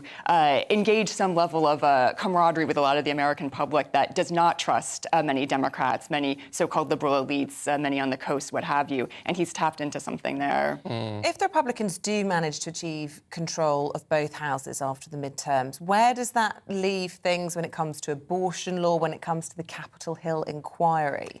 Yeah, so if Republicans take the House as they're expected and or the Senate, we can really mostly expect gridlock on Capitol Hill. It'll be hard for them to get any major bills past the veto of Biden. But with that said, just having the House alone, they can initiate many investigations, likely into Hunter Biden, Biden's son, likely into the COVID response, the Afghanistan withdrawal, perhaps into Biden himself. So we can expect a lot of noise from the House with these investigations and focus on things that Biden would not want to be focusing on. Is it just me? And forgive me if you're a big sort of Trump supporter or a big Democrat, whatever it may be, forgive me. But it seems, to my point of view, farcical. All of this, that you've got all these huge characters playing ball on all of this. You've got halfway through someone's first term, you're looking at midterms where they're going to be absolutely crippled, and it's all about retaliatory investigations and all that.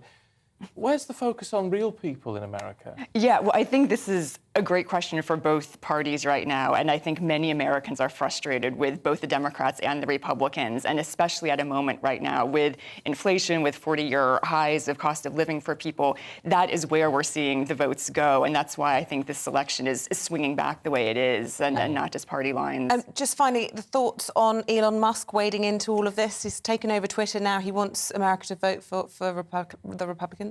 Yeah, he is weighing in a bit more. I would say, though, again, I think these other issues loom much larger for most voters. The economy, cost of living, these things that are affecting them on the day-to-day, even more than Musk's commentary. Fair enough. Let's hope so. Julie Norman, really good to see you. Thank you very much indeed. I don't know, it's whenever you sort of feel a bit doom and gloom about our politics over here, which is understandable, you just sort of look across the pond and it's doom and gloom in a different way. But it's very, I don't know, it's typical American, it seems so much more showbiz politics out there somehow. Anyway. Not sure. Look, we're going to bring you up to date on the latest headlines this hour with the time at 7:18. Boris Johnson has asked the MPs he nominated for peerages to delay taking them so they don't trigger by-elections in their constituencies. Nadine Dorris and Alok Sharma are amongst those that the Times are reporting to have been given the honours. The King will unveil a statue of his mother in York during a 2-day visit to Yorkshire. King Charles will begin in Bradford before being joined by Camilla. The tour will end with a ceremony where the royal couple will officially confer city status on Doncaster. Retail sales slowed in October as consumers opted for pre-loved gifts, second-hand stuff, to cope with the soaring bills this Christmas. A poll by Barclaycard found almost half of Britons planning to cut down on Christmas buying to save money this year.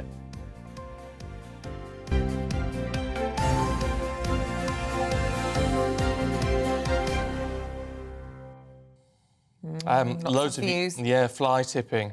Phil, morning Phil, says it's caused by local councils closing public recycling centres and charging high costs for vans and trailers to tip there. If they allowed these public collection points, the fly tipping would disappear.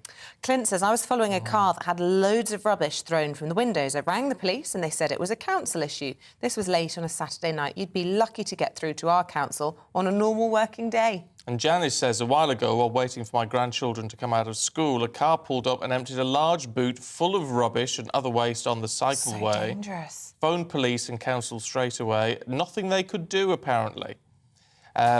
I mean, that's so frustrating, is it? I get what you mean, Phil, though, about the public recycling centres, as they call the tips these days. Where I live, always used to turn up and there was a bit of a queue. It was always busy.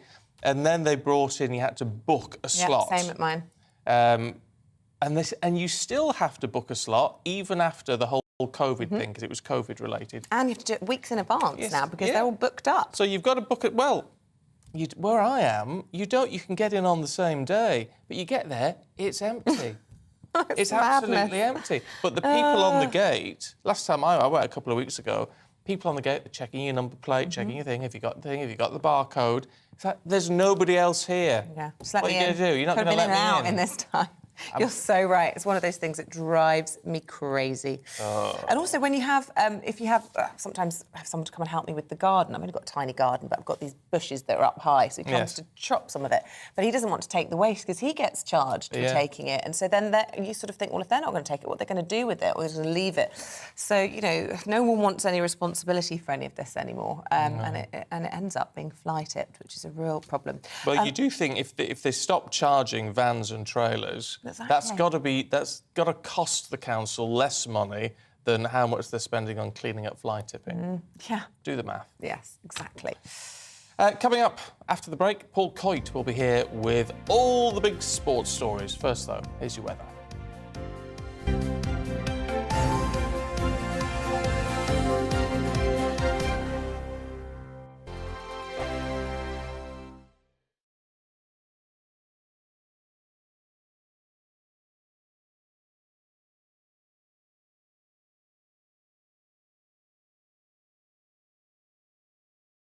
We are GB News. And we'd like to say thank you To each and every one of you. for helping our great nation. Find its voice. We're absolutely everywhere. Across England, Scotland, Wales, and Northern Ireland. On TV, on radio, and online. We're proud to be The People's Channel. Britain's news channel.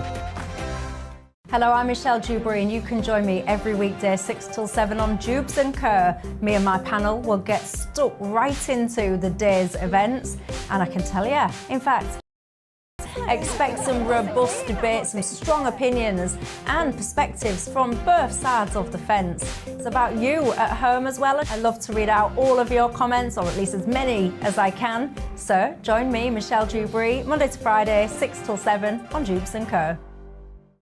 Join my show Farage, 7 p.m. till 8 p.m. Monday through Thursday, and there you will get opinion, analysis, debate, and I'll cover stories that nobody else dares to touch. You've been cancelled. Join the club. Oh my goodness me. And then for the last 15 minutes, talking pints. We're over a drink. We have a civilised conversation with someone. We very often disagree, but we do it in a grown-up way. Come and join me on Farage. On the Mark Steyn Show, we cover the stories a lot of people are scared even to mention. The stuff that really matters with some of the world's biggest thinkers. Now is his opportunity to kind of take the steering wheel of history. Break away from the flock at 8 o'clock on GB News with the Mark Steyn Show. Hello, I'm Esther McVeigh. And I'm Philip Davis. Whether you're watching or listening on TV, online or on radio, we handpick the latest stories, debates and expert opinions for your weekend. So whether that's politics, news or showbiz, we've got it covered. Join us every Saturday morning at 10 o'clock on GB News. Hello, I'm Alastair Stewart, and I'd invite you to join me at noon on Saturdays and Sundays for Alastair Stewart and Friends. I've been in this business for over 40 years. Now, here at GB News, I've never been happier. I get to choose the big stories that really interest me. We hear what you have to say, and you hear what I have to say. I really hope you can join me noon on Saturdays and Sundays. I'm Mark Dolan. Join me at 11 on GB News for Headliners, in which I'll be joined by two of the UK's top comedians discussing tomorrow's papers. If it's an important story, we'll cover it, but we'll have some fun along the way. Headliners, the late-night paper review that won't send you to sleep like the others will. 7 nights a week at 11 p.m. on GB News.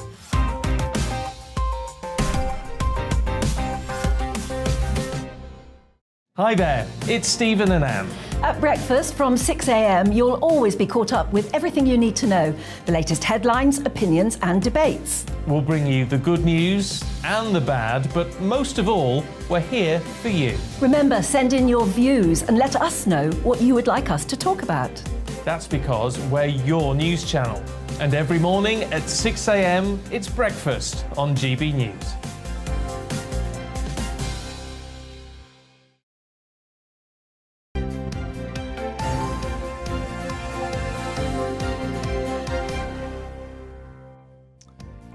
$7:26, good morning to you. I'll do the talking because Isabel's just had a sip of tea. I did. Have you swallowed it now? I did, yes. There you go. Thank See, it's you. how you have to work on a breakfast show.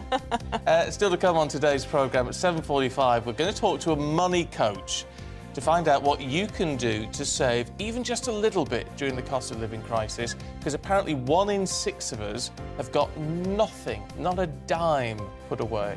Yeah, it's worrying. At 8:20, another worrying story.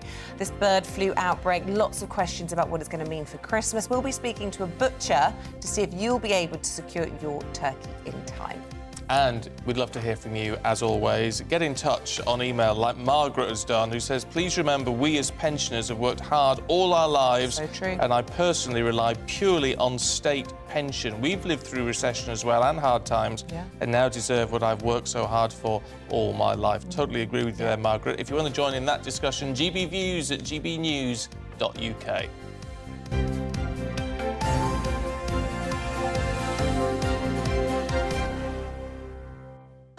Paul Coit is in the studio. Absolute joy and delight that is. And we've been talking about whether or not people are saving money. You've got to spare $4 billion in your back pocket. Oh, I see where you're going. Yeah. Talking about Liverpool? Yes. Oh, this is big money. So Liverpool's owners, the Fenway Sports Group. So there was rumours yesterday that Liverpool are up for sale. So then fans are thinking, well, you've got two ways of looking at it. You know, it's like better the devil you know, or maybe some rich sheikh is going to come in and buy us and they're going to have billions and be able to spend as much as they can at Manchester City and as they can at Newcastle. Whereas the Fenway Sports Group have done very well out of Liverpool so far. They bought the club in 2010 for 300 million.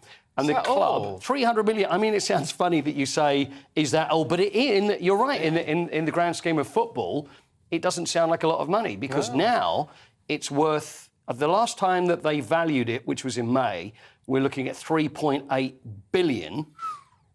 And probably if they were to sell, we'd be looking at least 4 billion. Oh, it's just that little increase that makes it unaffordable now. Little extra that they're going to add on just for a little cash at the end. Now, they've said they've got no immediate plans to sell. So. Okay. But what they are interested in is getting other investors involved. Now, I don't know whether they're looking at this and thinking now, Liverpool, have we reached the zenith? Have we already been to the promised land and now it looks as if things are slipping a little bit because they're not doing as well in the Premier League as they were before? Liverpool fans would be up in arms over this, going, this is disgrace. How can you possibly say this? But maybe over in the States, they could be thinking, well, maybe we should cash in now. But anyway, they're always open to investors. And let's face it, everything and everyone is for sale. Oh, so at the right price, if it comes along, they're business people. They're not in it for the love of the football. Most owners will always say, you know, I love the game, but it's not. They're business people. That's why they do it. Yeah, so they own it. They own it for the profit. They want it for the money. And if the right money comes along, I'm sure they'd be very interested. But at the moment, they say it's just investment. 4 billion. What's happening with the Champions League draw? Well, Liverpool, maybe this has all come out since the draw for the Champions League because they thought, OK, if we win the Champions League, things would be great. But now in the last 16, they've drawn Real Madrid. Oh, dear. Who were the holders, who beat them in the final. Remember all the disaster that happened in Paris with the fan situation. But it's not the draw that Liverpool wanted. So So maybe that's what they're thinking, is get the money now. Also in the Champions League, Chelsea have drawn Borussia Dortmund, which is... Borussia Dortmund are doing OK, but then again, Chelsea are a similar situation, a bit hit and miss. So could go either way, but I think probably Chelsea would be fairly happy with that. And also we've got AC Milan, Spurs. I think Spurs have got to be happy with that. AC Milan going to the San Siro, which was the home of Antonio Conte when he was at Inter Milan, and Leipzig and Manchester City. And Manchester City will be happy with that. OK, what about the Europa draw then? Europa draw, Manchester United, and another big name, so they've drawn Barcelona. Oof. They'd want to avoid them, but you know what? There's a chance. There's no reason why they couldn't beat them. No. Actually, maybe I'll put that. Well, maybe. It's going to be tricky. I know, Paul, in your spare time, you're a very big Bananarama fan. Yes, I was more the Supremes Nathan Jones than the Bananarama Nathan Jones. To be fair, I didn't even know it was redone by Bananarama. I thought it was an original. What, the Bananarama was? Yeah. Nathan Jones, you've been gone too long. Do you remember that one, Izzy? You don't remember that from the 80s? Do you not remember Bananarama? Yeah, sort of. I think it was once Siobhan had left. Wow. I know you're a big Siobhan fan. That's probably what it was.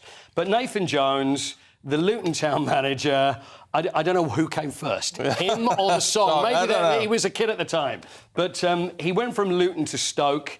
That didn't work out. So then he went back to Luton, and now it looks like he's going to be the next manager of Southampton because, as we predicted yesterday, Ralph Hasenhüttl did get the sack. So now Nathan Jones... He's been gone too long.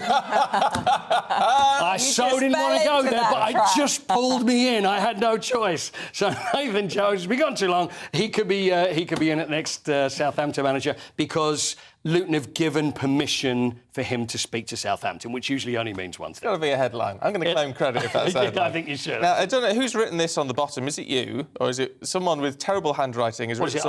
We can't read it. Give me 10 quid. Is that what it is? Mattress Mac? Mattress Mac. Now, Mattress Mac...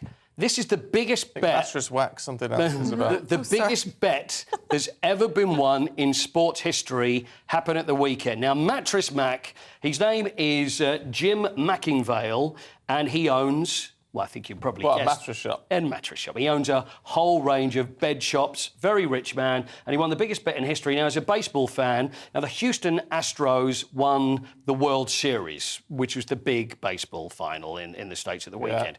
He bet, so I've got the numbers here. He bet £3 million, £3 million in May at 10-1 that they would win. And that wasn't the only bet. So he put 10 million in bets that they would... 10 million quid that they would win in different sorts of bets. But anyway, it's come in, everything came in, and he won £75 million. So he could buy a very small piece of Liverpool with that. Yes. But also what he does, though, is that he tries to help his customers. So he said that if Houston Astros do win, if you spend $3,000 or more, he will give, I think, or $1,000, he'll give you 3 times your money back on whatever you buy there. So, you know, what he gives and takes away. But anyway, he also lost about $10 million on the Super Bowl. So, a little tip for everybody, it doesn't always work. It doesn't, no. It's a fool's way. It is a fool's way. I'm not a gambler. I'm not a gambler because when I've tried it, I always lose. There you go. You're no Kenny Rogers. You don't know when you know when to hold him and know when to fold him. That's what it is. That's the second song reference that nobody knows from the same sports bulletin. No. She doesn't know. Too young. Soz, guys. Far too young. We're going to take a break. After that, thank you, Paul. After that, we've got the papers. Yeah, for all debacle.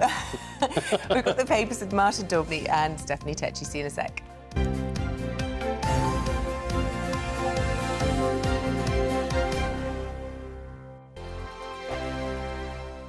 We are GB News, and we'd like to say thank you to each and every one of you for bringing us your conversations, for helping our great nation find its voice. We are here for you on radio, television, and online, across England, Scotland, Wales, and Northern Ireland. It's not the BBC, you know, you actually get your facts right. We are proud to be GB News, the People's Channel, Britain's news channel. I'm Dan Wootton. Join me Monday to Thursday from 9 to 11 for the feistiest and most fun news debate on TV, where free speech reigns. I'll bring you a sharp take on the day's biggest stories, bombshell newsmaker interviews, and A-list guests. And I guarantee you, no spin, no bias, no censorship, and no reason to go to bed. That's Dan Wootton Tonight, Monday to Thursdays from 9 on GB News.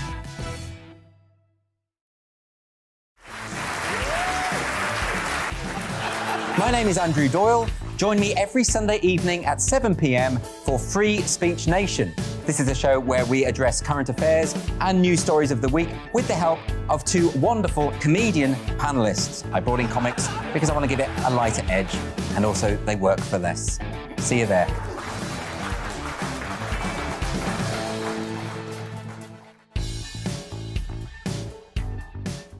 My name's Tom Harwood, and join me 9:30 a.m. every weekday for The Briefing, your one-stop shop for everything you need to know about what's going on in politics today. I wonder if this is a deal that might need to be like the biscuits in this factory, twice baked. Is there not an opportunity here to win out against the extremes? Tom Harwood, GB News. What are you going to do about it? Things should have been done differently, and they certainly are being done differently. Don't miss it. The Briefing with me, Tom Harwood, 9:30 Monday to Friday on GB News.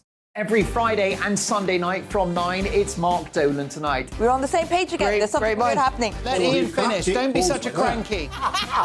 That mini budget was the tip of the iceberg.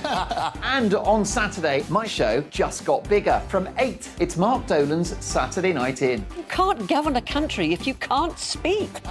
Stop talking. My God, we reached the end. I've never been early in my life. Only on GB News, the People's Channel.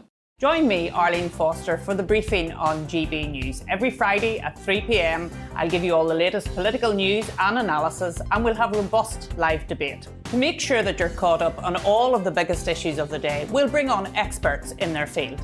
I'll ask the questions that you'd like to ask. We're not afraid to tackle discussions from all perspectives, including yours. Don't forget, The Briefing with me, Arlene Foster, every Friday at 3 p.m. on GB News. We are GB News, right across the nation. You can get us on television, on radio, on digital. We're absolutely everywhere. Amazing! You see, amazing! You remind me of me in the European Parliament. But here's the most important bit. We are not part of the mainstream establishment. We think and speak just like you do. We are the People's Channel. Magnificent. That's really, really thoughtful. Come and join us on GB News, the People's News Channel.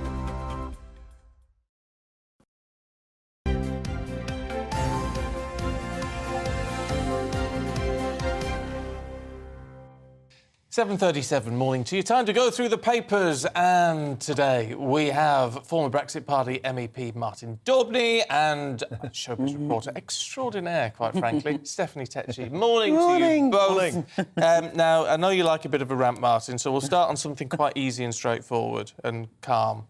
Just Stop Oil in the Mail. So if you believed that Just Stop Oil protesters were performative narcissists who just want to be famous, then today's paper will prove you correct, because Louise Harris, who clambered across the gantry on the M25 yesterday and delivered a tearful rendition of "I've got no future, you might hate me for this," turns out, in no surprise to anybody, she's a Cambridge graduate.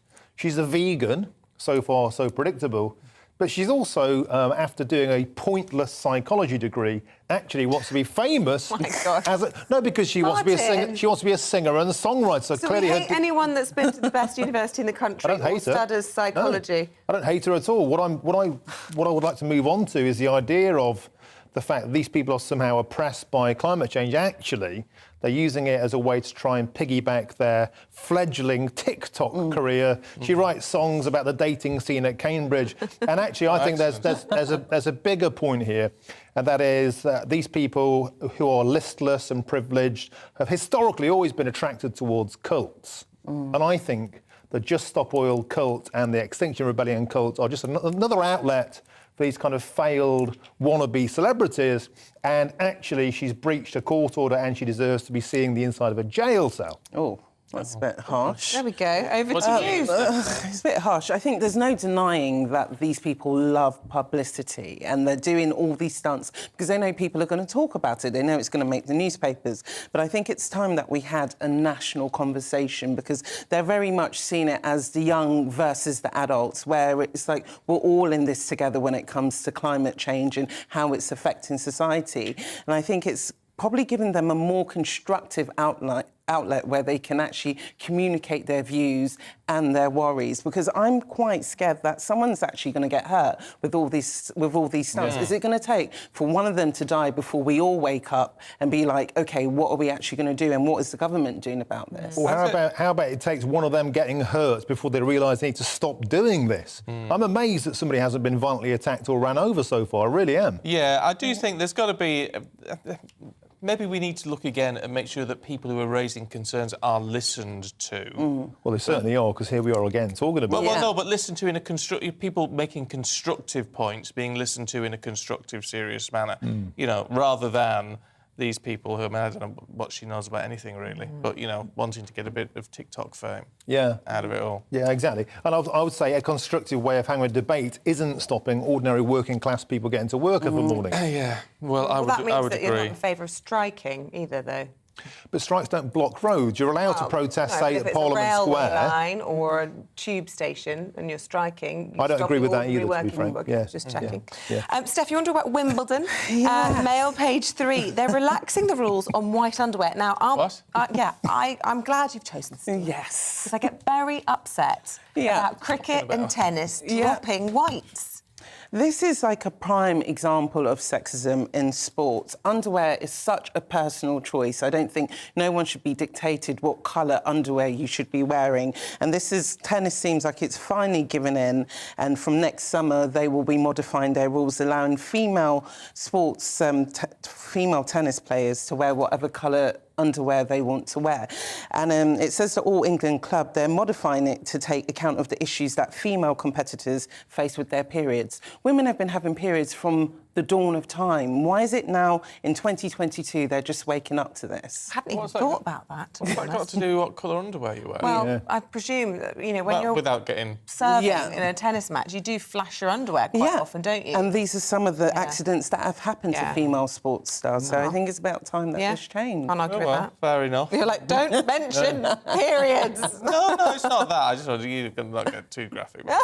It's all pants matter. Well, all do you know what I mean? matter. I just sort of think, well, it's one of those things I have no expertise in, being neither a tennis player nor someone who wears a skirt and knickers. Yeah. So there you go. So what do I know? Do we start the conversation now about your pants colour? Or is it too early in the day? I think grey. I think I'm wearing grey today. I don't think it matters if you don't menstruate, frankly, what colour your pants are. Right, Martin, you want to talk about channel boats. In the Times, channel boats could cost Tories the election, and, I mean, you can't argue with that. Yeah, I mean, it's all over a lot of the front pages today that Rishi is doing a deal with Macron to pint-sized premiers, trying to solve this problem. Well, come on, that's a bit unnecessary. But they are pint-sized. Look at them, they're the smallest people in politics. And not only that, they need some bigger ideas. So let's see what they've got in the tank. I suspect the same old rhetoric. And I'm pulling this opinion poll out of the Times today. Page 8, a new poll shows that 77% of voters in the red wall seats, this is the working-class Brexity areas that loaned their votes to the Conservatives for the first time in 2019, are dissatisfied with the level of illegal immigration. And in particular, the number one concern, 49% of them are concerned about social housing, with some justification when we see people being pushed down the queue to make way for refugees. We're spending £1.8 million a day, I think, at the moment on hotels alone. And this is basically an issue that is dividing the Conservative Party itself. We saw Lee Anderson in Parliament yesterday, indignant that nothing's been done. The blame game stops here, he says. Stop blaming the French. Stop blaming lefty lawyers. Stop blaming the ECHR, and take responsibility in Parliament. And if the Tories don't do that, sharpish, I think they're in dire trouble. Perhaps that ship has already sailed, perhaps they're already doomed. The problem is we've reached a point, haven't we, Steph, in all of this, where it's very difficult for immediate action to be taken, because if you stop everyone crossing the channel, today, we've still got this processing which is taking years happening right across the country. Yeah, it's not an overnight solution, but I think as well, like, what really bugs me with the whole coverage around migrants is that they're almost spoken about like they're not humans. I think it's kind of time that we actually do speak to the migrants themselves and find out what is the big pull for them to make these kind of deadly crossings to come over here, and life over here is not guaranteed to be paved with gold for them in that sense. Yeah, well, it was interesting. Paul Hawkins had an exclusive of the weekend talking to people in an unofficial camp in Calais, and was talking to one guy from, I think he was from Iraq, who had wanted to come over here and be a forklift truck driver. Which is great, and some people were getting in touch saying, well, why didn't you go the proper route? Because he'd probably get employed. Or you could look for a job in France, But he'd worked for 2 years as a forklift truck driver and got his certification in Germany. Yeah. So you can't help but say, well, why have you left Germany? Well, I actually messaged Paul to ask him that question. Yeah. I said to him, why did he leave Germany? And he said because he'd had his kidney removed and all his papers removed by Saddam Hussein, the Germans took 2 years to basically push him out because he didn't have the correct paperwork, which is also why he can't apply through the legal routes in this country. So he's got absolutely no passport or papers. And what do you do in that situation? And these are the kind of human stories there is to this migrant crisis. I think we're just seeing it as they're coming to sponge off all of our services. Well, it's not a case of coming to sponge. He's obviously coming here for a better living, having failed his application in Germany. So it's actually, even though it's being painted as a humanitarian story, it's actually proof that this is an economic end of the rainbow story where Britain is the best option. And that also has attached to it the NHS benefits and housing, which is the number one concern of red wallers and voters who feel they're being shoved down the queue. And I'm afraid if they don't get to grip with this, it's going to be curtains for the Tories. Let's have a look at the Sun. Olivia Attwood is out of the jungle. Yeah, she is a celebrity that is out of the jungle after 24 hours. She had a medical issue that arose with her at the camp. She tells the Sun she did not want to leave, but ITV and medical professionals have decided for her best that she should leave the show. She said she can't talk about it now, but she will reveal what happened in there. But despite only being there for 24 hours, she is still speculated to get her pay of between 100 million and 125 million pounds. Oh, no, not me. 120,000. Sorry. Wow. Yeah. That's a lot of money. I'd do it for that one, eh? 125,000 pounds. Wow, that's not bad for 24 hours work. No, it's not. But it goes to show how risky this show can be sometimes. It's even though it looks fun and it's for people's entertainment, there is the mental side of it and the physical side of it as well, which can be quite taxing. But did she not know about this medical condition before? Well, I mean, I don't know. I always just think these celebrities that with these huge paychecks, they turn up, they get asked to jump out of a plane, they go, oh, I've got a medical condition. Well, hang on a minute. Well, she was happy to overlook the medical condition and actually stay there, but obviously the professionals know better and they've made a point and said it's not good for her to stay. Right. Yeah. Oh, I'd try that. I'd try that. Yeah, give it a go. Oh, I'm terribly sorry. I'm a diabetic now. Yeah. I forgot to tell you that. I think you'd be good on that show. Would you? Yeah, I think you'd be good on it, yeah. I think I'd probably just irritate people because that's what I meant. I can be very placid. I'm normally a very placid person, actually. Yeah. But when I do lose my temper, which is about once every 4 years or something crazy, but when I blow, my top blows. Yeah. I have to work harder on making that happen next time. Oh no, you don't want to see it. But it's so infrequent. But I think sometimes it's just like the pressure valve just has to go off. Yeah. Crumbs. I hope to never see that. No, I hope you never see that. It's not nice. Listen, we're going to pause there. I have more from both Martin and Stephanie just after 8:30. But for now, thank you both very much indeed.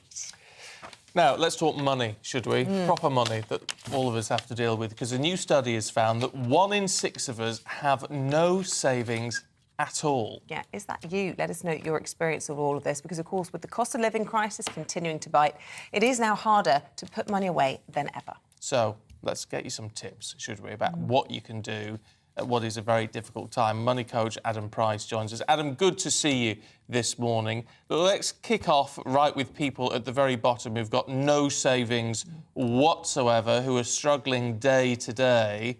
Is there anything they can do? Yeah, it's a great question. And look, it is really tough for a lot of people out there at the moment with everything that's going on in terms of the cost of living crisis, energy prices going up, food prices going up. mortgages, rent. So it is really, really tough. But perhaps the number one thing I would say to begin with, and it may sound a little unusual, is to talk more about money. So this week is actually the National Talk Money Week. It's a week organised by the Government's Money and Pension Service. And it's all about, by talking, we, as you say, we start to understand we're not alone. Everybody's worried about money at the moment. Lots of people don't have savings. Lots of people are in debt. Lots of people are worried about the future. So the more we start talking as a society, that gives us a more of a fighting chance to then take the steps that we might be able to and might need to change things in the future. Is it a good time to save? Because people always say when mortgage rates go up, you know, there are lots of downsides to seeing high interest rates, but it's good for savers. But I haven't seen any interest rates increases being passed on to me via my bank. And also with inflation where it's at, is your money, when you're saving it, actually worth less after a period of time? It's a really good question. So interest rates are starting to go up, but you're right, mortgage rates are also going up.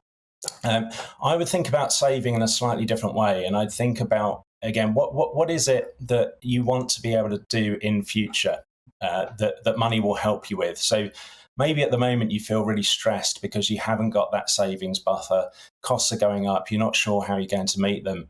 Maybe you'd like that stress to not be there in future, or maybe it's about you want to still be able to go on holidays in future, or you want to feel comfortable that you're still on track for retirement. So I think about what is it that you want to be able to do in future, short term, medium term, long term, and then how can savings help with that? So that might be savings in a current account or a short term interest account. Where you're right, the returns aren't going to be great, but at least it's building you that buffer that you can use either for shocks or things that you want to be able to do in future. But then I'd also think a lot about long-term saving. If you're in a position where you can do this, or maybe in future, you know, for example, if you put money into a pension, and if your employer matches that, if you're a basic rate taxpayer, you could put £40 into a pension. Your employer would put £40 in if they match it, and then the government would put £20 in as well. So you're saving £40, but you're actually getting £100 into the pension. Now, that's only for long term. You can't access that until at least the age 55. But yes, I would think about saving a little bit more broadly than just what interest rate can I get at the moment. Okay, what about those people who maybe got, you know, a tiny bit of spare cash, but they don't think I've got enough to save, really? Is it about little and often? Does that, I mean, I know it's a bit of a cliche, but the idea that, well, if you can put £1 a week away, well, it's 52 quid a year, isn't it? I mean, it does add up over time. Absolutely. It's about baby steps. It's about making small adjustments. It really starts with, as I say, thinking about the why. So you've got that motivation, you've got that goal. But then next would be looking at your numbers. Look at how you spend money today. Get your bank statements out, break it all down, and think about, okay, what there do I absolutely need to spend? What there do I want to spend? Because it really does bring happiness to me. And then what spend is maybe not bringing that happiness that I could cut. So, and there are literally hundreds of things you could do. We've got a guide on our website, 99 different steps you can take.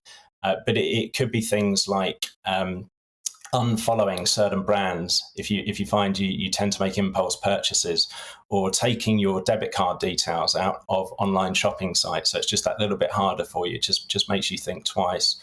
Again, coming back to talking about money, it might be about talk about money to your friends, and maybe you realise that actually you'd have pretty much just as much fun all having a night in together as having a night out together. So it is about these small adjustments, sustained over time, but making sure the things you're picking on are not the things that are going to compromise that happiness and that life you live too much. Otherwise, those adjustments won't stick. So interesting, isn't it? Adam Price, money coach, with lots of really great tips there. Thanks very much indeed. I tell you what, it's starting young.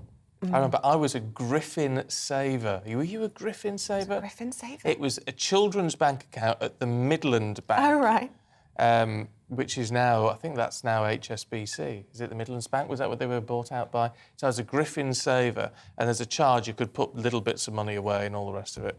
But it's getting into that frame of mind. Habit. Yeah. It's habit. But it's funny, Adam's saying there that we must talk about money with our friends and perhaps, opt for a night in. What's always difficult is when you talk about money with your friends, but actually you're all of different backgrounds. So you might have a friend that's really well off, and then you're saying, I'm a bit hard up at the moment. It creates, I think, sometimes a bit of awkwardness within friendship circles, and you'd almost rather not bring that into friendships. I do think it can be difficult when, someone's struggling, someone's doing really well within that group. Money can always just complicate things, I think. I don't know. I'm not a fan of secrecy. I think more openness, the better, as far as I'm concerned. But let us know what you think. gbviews@gbnews.uk. We've got all your top stories coming up after the weather. Morning, Alex Deacon here with your latest from the Met Office. If the weather woke you up last night, well, you weren't alone. A band of very heavy rain and strong winds moved through. Today, well, we're still left with plenty of blustery showers, but it was this weather front that brought all that really wild weather in places through the night. Now heading out into the North Sea, but low pressure is still nearby and swinging around it. There are further bands of showers moving in. Some sunshine today, though, so overall a bit brighter than it was yesterday. So every now and then a bit of sun will poke through, but you'll never be too far away from the showers either. All areas susceptible to showers today, but particularly heavy across parts of Wales, northwest England and southern Scotland. The showers will tend to move because of the strength of the wind. That breeze making it feel perhaps a little cooler than these temperatures would suggest. Generally a couple of degrees above average, and in the south we might get up to 16 Celsius in the sunny spells. More showers to come this evening, so still a lot of spray and surface water on the roads as those showers continue to drift in on a fairly brisk wind. There'll be some clear spells developing, particularly over central and eastern areas as we go through the night. Temperatures will drop down into single figures, but nothing too chilly, certainly for the time of year. Again, a pretty mild start to Wednesday. Wednesday, again, a mixture of sunshine and showers, but during tomorrow, a subtle shift in the wind direction means there'll probably be more showers across western areas, not so many further east, so much of eastern England may have a dry day. Probably a drier day too for southern Scotland and parts of Northern Ireland. Plenty of showers in the far northwest. Still staying fairly blustery, but again, it will be quite mild. 11 across the north, 15, maybe 16 further south. The outlook is for things to turn a little bit drier. There will still be wet weather across the north and the west later this week, but for many it turns drier as we go through Thursday and into the weekend, and it still won't feel like November.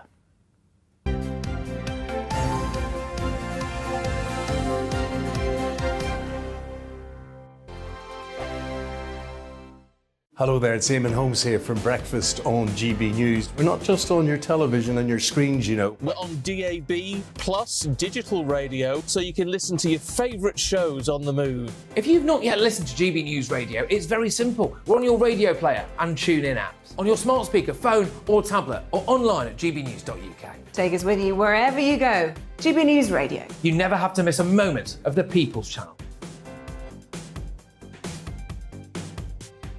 Hello, I'm Simon Evans. Join me on GB News for Headliners at 11 p.m, where I'll be joined by two of the country's top comedians as we take a look at tomorrow's newspapers tonight.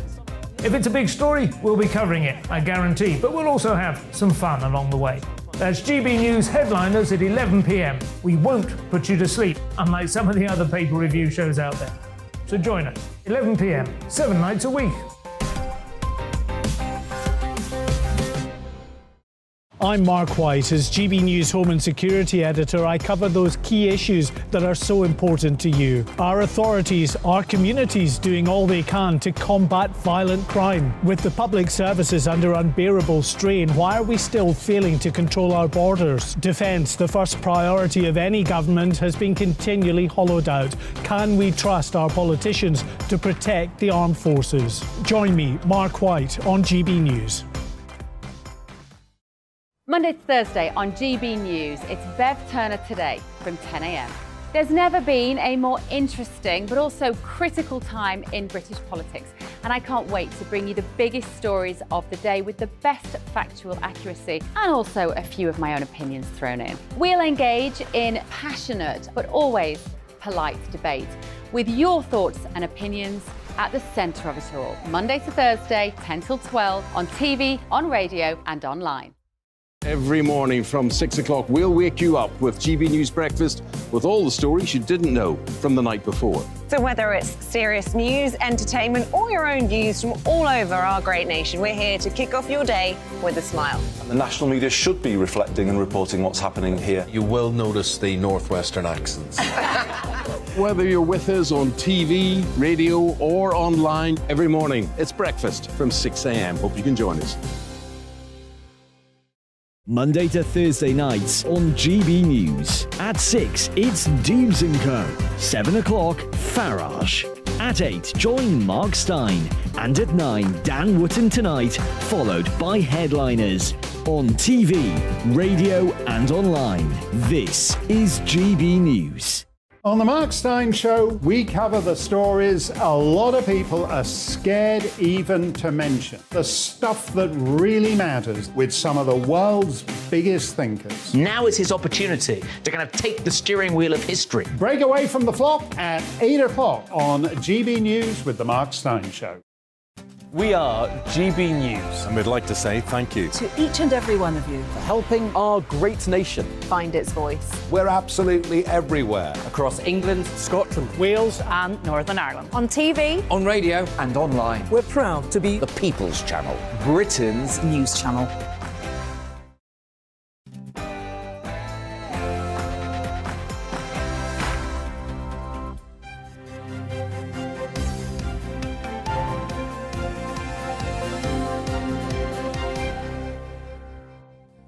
The government confirms a deal with France over illegal migrants is in its final stages. Good morning. 1 minute past 8 on Tuesday, the 8th of November. This is Breakfast on GB News with Isabel and Stephen. Here's what's leading the news this morning. Britain and France are close to agreeing a deal worth tens of millions to stop illegal migrants crossing into the UK. It follows talks between the Prime Minister and the French President at the COP27 summit.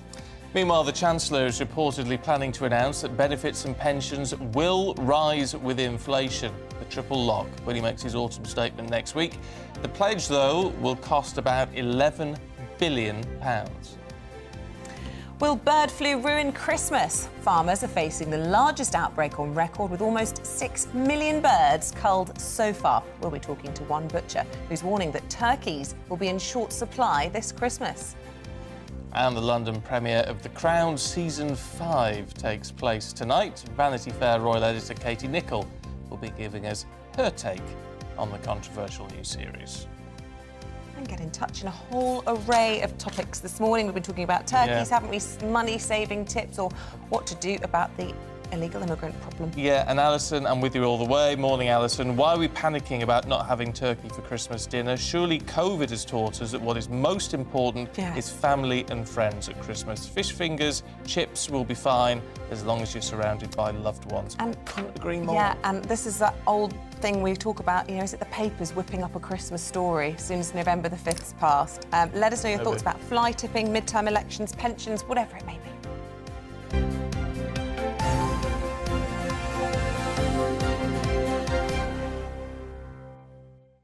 Made news this morning, and Downing Street has confirmed that a deal with France over small boat crossings is apparently in its final stages. Well, it's going to cost approximately £80 million, and it would see an increase in daily patrols of the channel, as well as extra surveillance equipment to detect boats before they enter the water.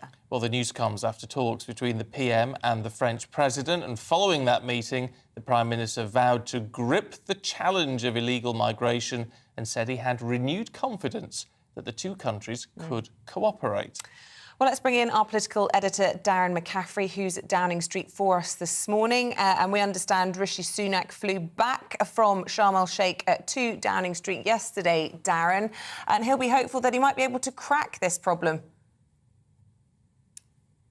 It was the briefest of visits, you're right, to Egypt's Isabel, and you are right that Rishi Sunak is claiming that he has spent a lot of time since he became Prime Minister of trying to work up solutions to the migrant crisis in the English Channel.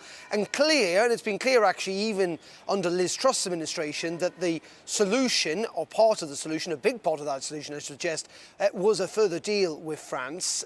We heard from Robert Jenrick, the immigration minister, in the last couple of days, suggesting that actually the deal already in place had prevented 29,000 people from crossing the English Channel this year, and that they want to see that number increase. That's why you're likely to see a greater cooperation, though it will come at a cost, a financial cost, as you say, of tens of millions of pounds, and also, I'm sure, with some criticism too. There are many feeling that the French have not gone far enough in the deal already in place. But at the end of the day, given the fact that many of these migrants are leaving northern France, that is the place, if you want to prevent them from doing so, where a solution could be found. The Prime Minister speaking yesterday, saying that you will hear more details about this in the coming weeks as those conversations have happened amongst our teams, but that he's got a renewed sense of optimism and confidence that working together with the European partners, we can make a difference, grip this challenge of illegal migration and stop people coming here illegally. And it's not just actually the French President, Emmanuel Macron, that he met with yesterday, but also the German Chancellor briefly, Olaf Scholz, and the EU Commission President Ursula von der Leyen. Again, a suggestion that actually the solution to all of this has to be on a Europe-wide basis. But the Prime Minister is back in number 10. There is the Cabinet meeting expected later on this morning. The big question here, though, in Westminster today is whether Gavin Williamson will be there, with further allegations against the Cabinet Office Minister in the papers today, not least of all in The Guardian, the reporting that he told an official that he wanted them to slit their throat and jump out of a window in separate outbursts, we're told. Now, Gavin Williamson is not denying he may well have used that language. He is denying, though, bullying, but there's clearly pressure now on Rishi Sunak to potentially get rid of a very close ally within government. Ultimately, though, I think what this story shows more than anything else, Isabel, is the continued splits within the Conservative Party. There are clear attempts by some Conservative MPs to undermine Rishi Sunak. He's only been in office a couple of weeks, and I don't think that bodes well, given that the Prime Minister's not really made any difficult decisions yet, and those divisions, I suspect, will only get deeper. OK, Darren, thank you. Larry wasn't too impressed with all that behind you. He's hidden behind the railings now, Darren. Don't blame him either. Let's talk to former advisor to Boris Johnson, Oscar Reddrop, who joins us now. Morning, Oscar. Good to see you. What's Boris Johnson playing at here? Because he's went off to Sharm el-Sheikh, and we know he's, very big on his net zero agenda, very green, all of those sort of issues, and yet he's the one turning around saying, well, actually, the UK government shouldn't be paying any reparations to these other countries, whereas Rishi Sunak, well, certainly hasn't ruled it out. Look, I think, and I think it's been discussed on your show already, whatever Boris does in the public eye, the cameras and the spotlight will inevitably go. I think in this case, there's probably not too much to read into it. If you think about that COP summit that we had in Glasgow, and these summits are far from perfect. Of course they're not. But I do think the UK could quite fairly look people in the eye and said, held a really, really impressive COP, made some huge commitments. And Boris, I think, would have wanted to carry that. I think he called himself the ghost of Glasgow, or the spirit of Glasgow. And he wanted to just carry that momentum forward. Specifically in terms of the, in inverted commas, reparations, I think, to be frank, this is quite a decent example of Boris showing that, yes, he is out of office, but he is quite in touch.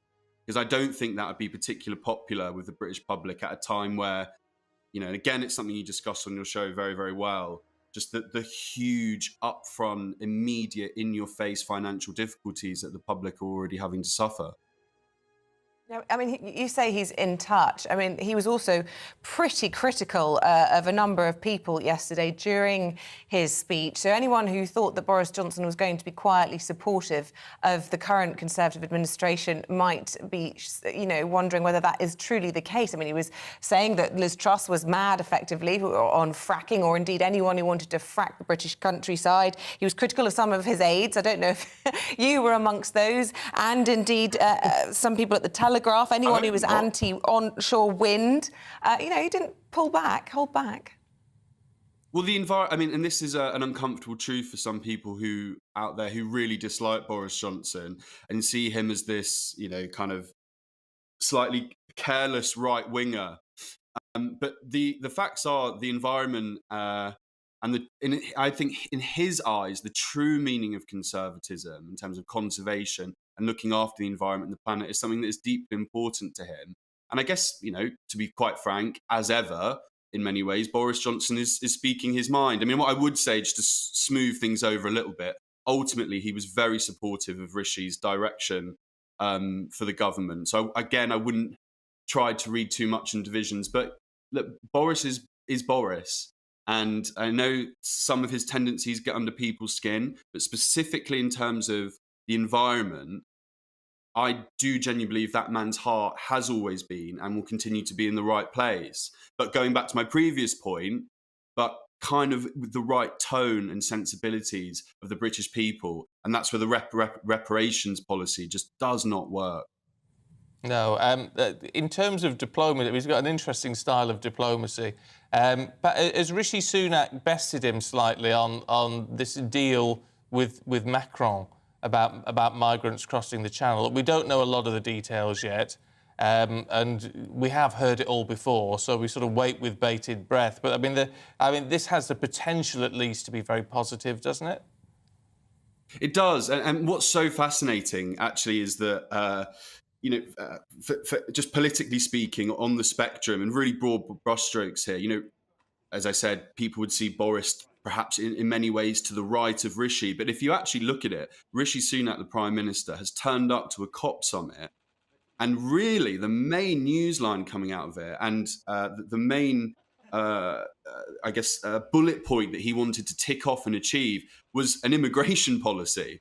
I think that's pretty savvy politically. I know we've gone up and down this hill a few times, but I do think, in a way, if we can get boots on the ground and actual access to the surveillance footage over in France, I do think ultimately that really does suggest we might be getting a little bit closer. And that, I don't know if you guys have talked about it, but that Times poll that came out today, that effectively, if the government do not sort out the immigration situation, they will lose the next election and particularly will suffer in those red wall seats. So I think the Prime Minister is often criticised for kind of political understanding and the nuances amongst the electorate and that judgment. But I think he's got that call really, really spot on, and he'll come back to Cabinet today and he'll be very pleased with that newsline on immigration. Oscar, good to talk to you as always. Thank you. Take care. Oh, cut him off there. Always good to see you, Oscar. Thank you. Look, people in the US are heading to the polls later to vote in the US midterm elections with control of both houses of Congress on the ballot. Yeah, Democrats are fearing major losses, which, to be fair, is normally what happens in a midterm for whoever's in power at the moment. But, of course, the economic situation is also very badly damaging President Biden's approval ratings. Well, our political reporter, Catherine Forster, sent us this report. The Democrats were optimistic just weeks ago. That has faded. Control of Congress is on a knife edge. Polls suggest the Democrats will lose their wafer-thin majority in the House of Representatives. The Senate is currently split 50-50. One more single seat would give Republicans control.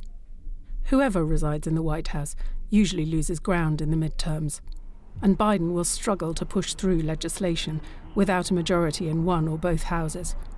Voters are worried about inflation and recession. Republican Governor of Florida, Ron DeSantis, blames the Democrats. We have the worst inflation that we've had in this country in 4 decades. And that didn't happen by accident. It happened because he came in and they printed and borrowed and spent trillions and trillions of dollars when they were warned if they did that, it would spark exactly the type of inflation that we've seen now.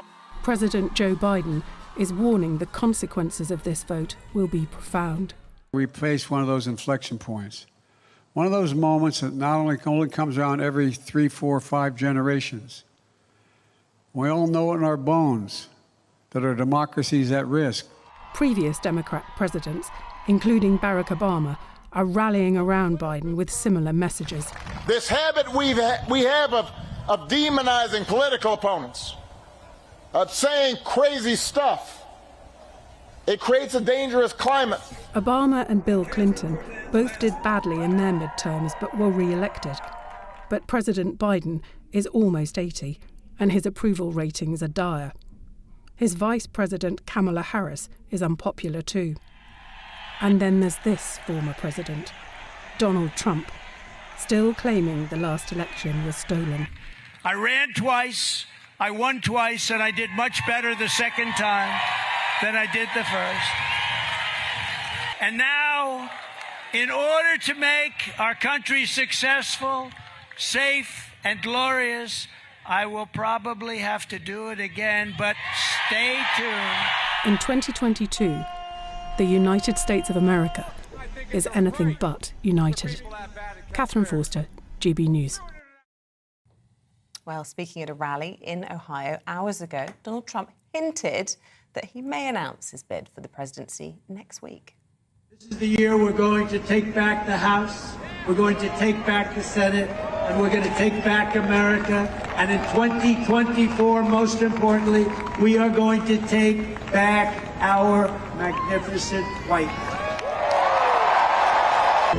I'm going to be making a very big announcement on Tuesday, November 15th at Mar-a-Lago in Palm Beach, Florida. Well, let's talk to Greg Swenson, Chair of Republicans Overseas, who's here with us. Good to see you. What are we expecting a week today, then? Is he going to throw his hat in the ring? It sounds like it. A red MAGA hat? Yeah, he's obviously indicating that he will do that. I mean, at least he had the decency to wait until after the midterms. By most historical measures, it will still be very early. I think it's been really difficult for him not to do it, and I'm guessing his advisors or the inner circle, asked him or insisted that he wait. I think some of these rallies would have been better if he focused on the candidates that he was endorsing or that he was supporting. I mean, I'm glad he went, and that's great for them. But the focus, I'd hoped it would be a little bit more on the candidates. Look, the Republicans are set to do well over the next day or so. And, in many ways, that's kind of part of the electoral cycle, isn't it? You'd expect that in midterms. But do you think that an endorsement from Trump is a blessing or a curse for some of those candidates? And do you welcome Trump announcing if he is going to next week? A few thoughts there. One is the candidates that he's endorsed are going to win. It's not necessarily because he endorsed them. In fact, you can argue it made it more difficult. Some of the candidates were not perfect and first-time candidates, which is refreshing, but it's the first time they've actually ran a campaign, which Senate races are very difficult. So you've got 5 or 6 Trump-endorsed candidates. Ironically, the Democrats actually supported several of these candidates, like Boduk in New Hampshire. And so if they win, it will be sort of a slap in the face to the Democrats, to the party that actually supported the pro-Trump candidates. But I think that perhaps other candidates would have had a better chance at winning. Mm-hmm. So it doesn't necessarily mean it's good for Trump because his candidates won. You can argue the other way. But the bottom line is his candidates will win.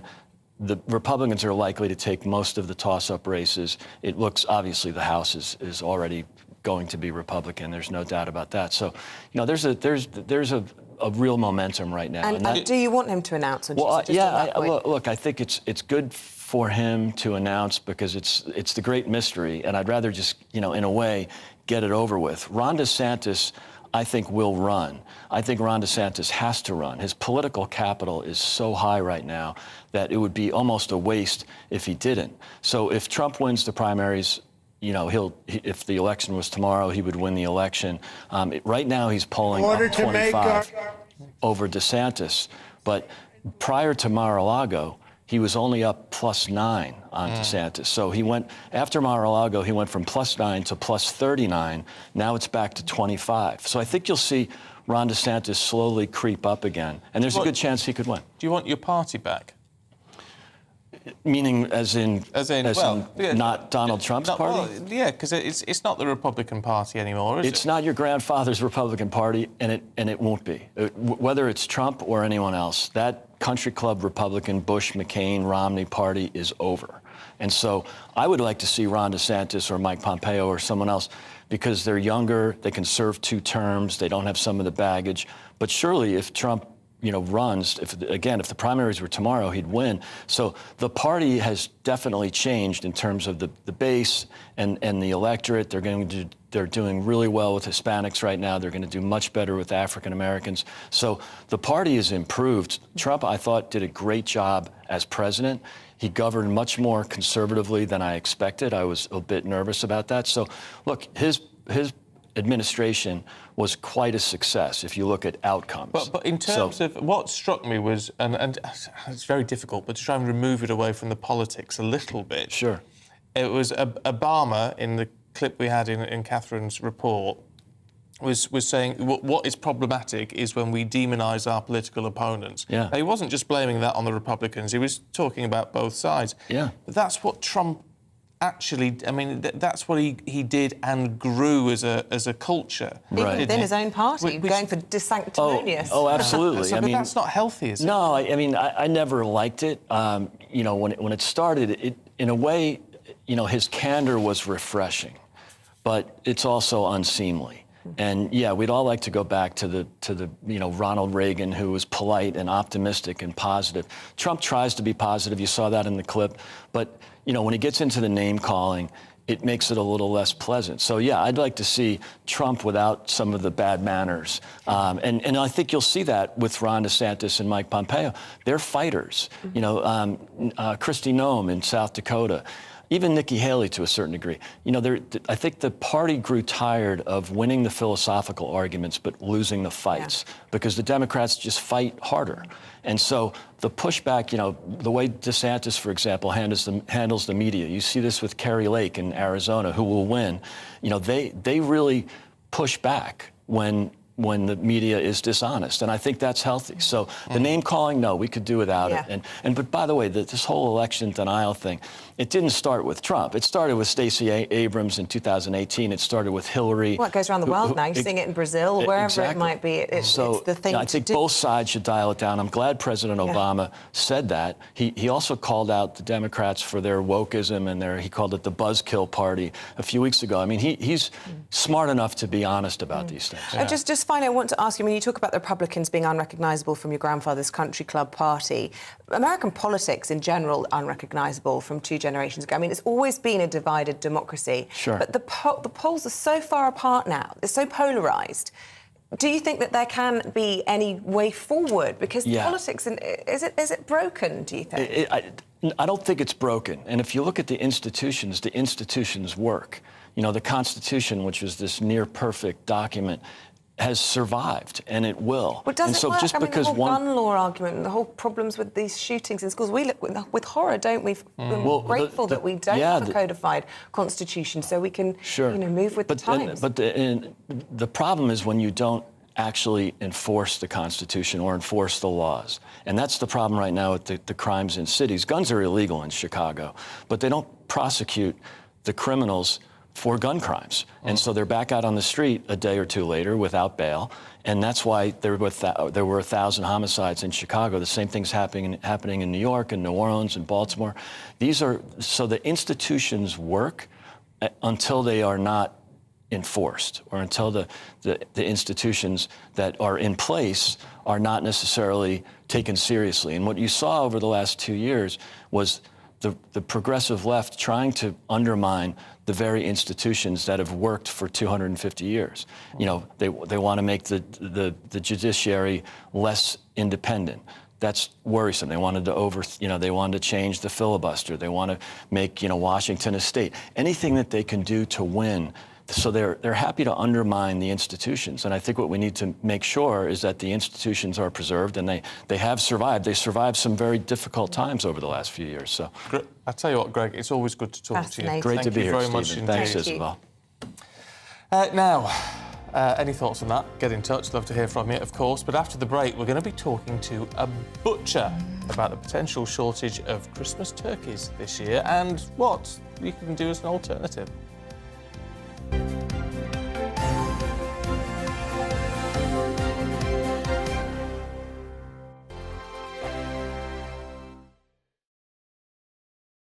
We are GB News. And we'd like to say thank you to each and every one of you for helping our great nation find its voice. We're absolutely everywhere. Across England, Scotland, Wales and Northern Ireland. On TV, on radio, and online. We're proud to be the People's Channel, Britain's news channel. Hello, I'm Michelle Dewberry and you can join me every weekday 6 till 7 on Jubes and Kerr. Me and my panel will get stuck right into the day's events and I can tell you, in fact, I can warn you, expect some robust debates, some strong opinions and perspectives from both sides of the fence. It's about you at home as well. I love to read out all of your comments, or at least as many as I can. So join me, Michelle Dewberry, Monday to Friday, 6 till 7 on Jubes and Kerr. Join my show Farage, 7 p.m. till 8 p.m. Monday through Thursday, and there you will get opinion, analysis, debate, and I'll cover stories that nobody else dares to touch. You've been cancelled. Join the club. Oh my goodness me. And then for the last 15 minutes, talking pints. We're over a drink. We have a civilised conversation with someone. We very often disagree, but we do it in a grown-up way. Come and join me on Farage. On the Mark Steyn Show, we cover the stories a lot of people are scared even to mention. The stuff that really matters with some of the world's biggest thinkers. Now is his opportunity to kind of take the steering wheel of history. Break away from the flock at 8 o'clock on GB News with the Mark Steyn Show. Hello, I'm Esther McVeigh. And I'm Philip Davis. Whether you're watching or listening on TV, online or on radio, we handpick the latest stories, debates and expert opinions for your weekend. So whether that's politics, news or showbiz, we've got it covered. Join us every Saturday morning at 10 o'clock on GB News. Hello, I'm Alastair Stewart, and I'd invite you to join me at noon on Saturdays and Sundays for Alastair Stewart and Friends. I've been in this business for over 40 years. Now, here at GB News, I've never been happier. I get to choose the big stories that really interest me. We hear what you have to say, and you hear what I have to say. I really hope you can join me, noon on Saturdays and Sundays. I'm Mark Dolan. Join me at 11 on GB News for Headliners, in which I'll be joined by two of the UK's top comedians discussing tomorrow's papers. If it's an important story, we'll cover it, but we'll have some fun along the way. Headliners, the late night paper review that won't send you to sleep like the others will. 7 nights a week at 11 p.m. on GB News.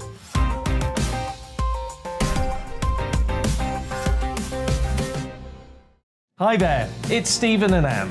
At breakfast from 6 a.m, you'll always be caught up with everything you need to know, the latest headlines, opinions and debates. We'll bring you the good news and the bad, but most of all, we're here for you. Remember, send in your views and let us know what you would like us to talk about. That's because we're your news channel. And every morning at 6 a.m, it's breakfast on GB News.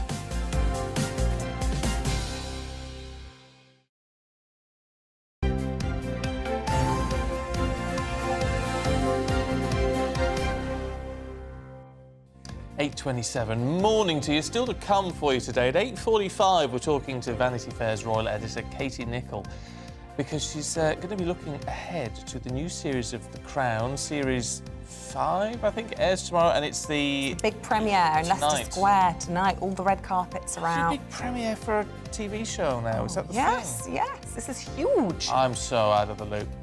Then at 9:15, we're going to be talking to a self-styled cleanfluencer, Ori Katerina. She became a social media sensation after posting videos of her cleaning people's homes for free. It's one of those really satisfying things that you see on social media. The really filthy home. Really filthy home that she sparkles up. Absolutely love it. We both love a good clean, don't we? Because people watch you on social media, do you? And you become a cleanfluencer. Oh, there you go. If you want to be a cleanfluencer, which sounds like a chemical, doesn't it, that you'd put down the toilet, to be fair, drop us an email, gbviews@gbnews.uk.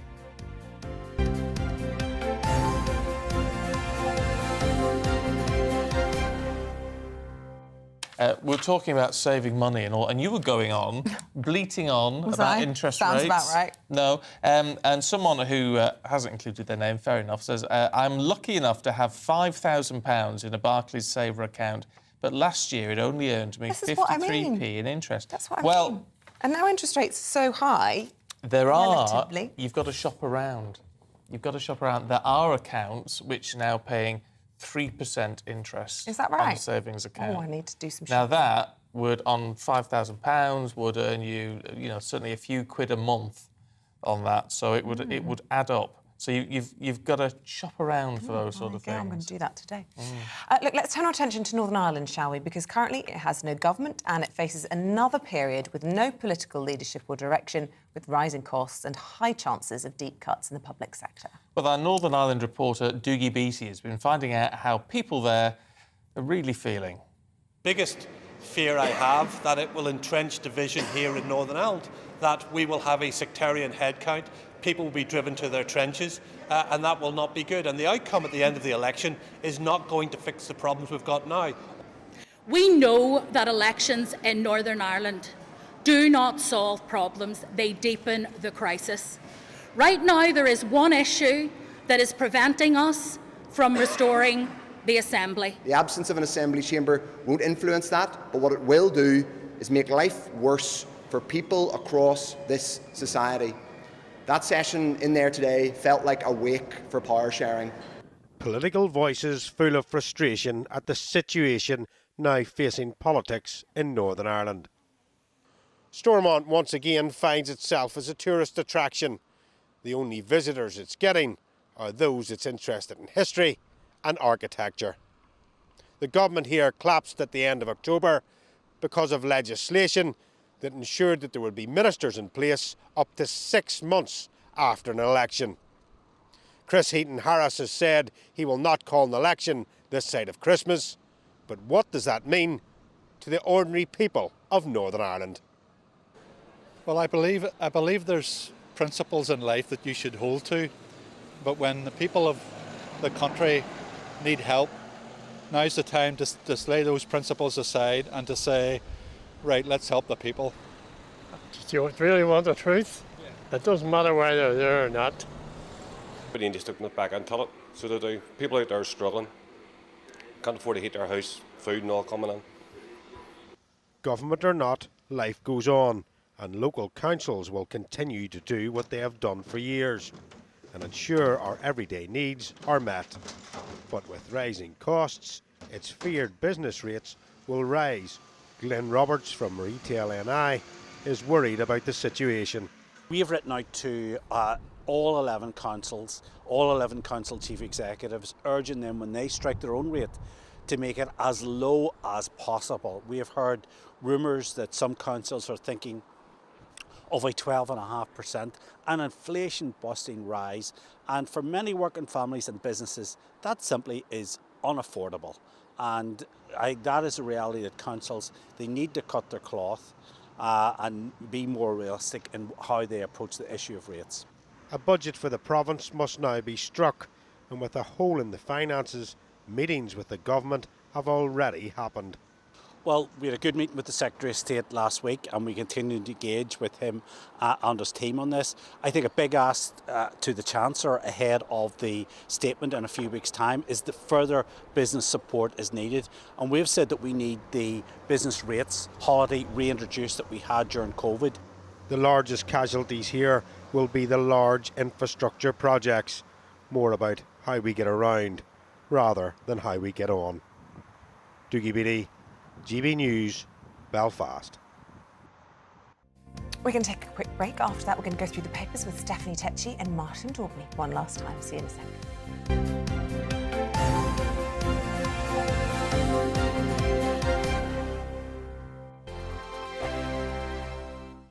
We are GB News, and we'd like to say thank you to each and every one of you for bringing us your conversations, for helping our great nation find its voice. We are here for you on radio, television, and online, across England, Scotland, Wales, and Northern Ireland. It's not the BBC, you actually get your facts right. We are proud to be GB News, the People's Channel, Britain's news channel.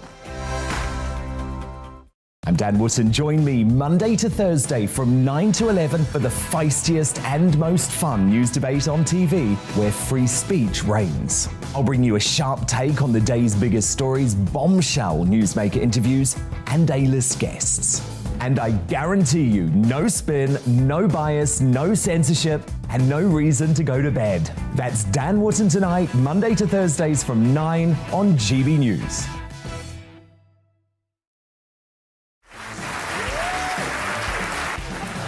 My name is Andrew Doyle. Join me every Sunday evening at 7 p.m. for Free Speech Nation. This is a show where we address current affairs and news stories of the week with the help of two wonderful comedian panellists. I brought in comics because I want to give it a lighter edge, and also they work for less. See you there.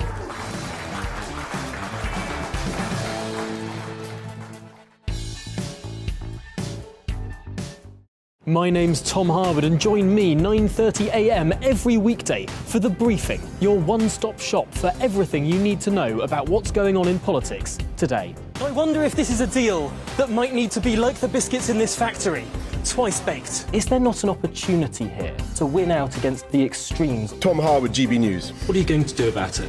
Things should have been done differently, and they certainly are being done differently. Don't miss it. The Briefing with me, Tom Harwood, 9:30 Monday to Friday on GB News. Every Friday and Sunday night from 9, it's Mark Dolan Tonight. We're on the same page again. There's something good happening. Let Ian finish. Don't be such a cranky. That mini budget was the tip of the iceberg. And on Saturday, my show just got bigger. From 8, it's Mark Dolan's Saturday Night In. You can't govern a country if you can't speak. Stop talking. My God, we reached the end. I've never been early in my life. Only on GB News, the People's Channel. Join me, Arlene Foster, for The Briefing on GB News. Every Friday at 3 p.m, I'll give you all the latest political news and analysis, and we'll have robust live debate. To make sure that you're caught up on all of the biggest issues of the day, we'll bring on experts in their field. I'll ask the questions that you'd like to ask. We're not afraid to tackle discussions from all perspectives, including yours. Don't forget, The Briefing with me, Arlene Foster, every Friday at 3 p.m. on GB News. We are GB News, right across the nation. You can get us on television, on radio, on digital. We're absolutely everywhere. Amazing! You see, amazing! You remind me of me in the European Parliament. But here's the most important bit. We are not part of the mainstream establishment. We think and speak just like you do. We are the People's Channel. Magnificent. That's really, really thoughtful. Come and join us on GB News, the People's News Channel.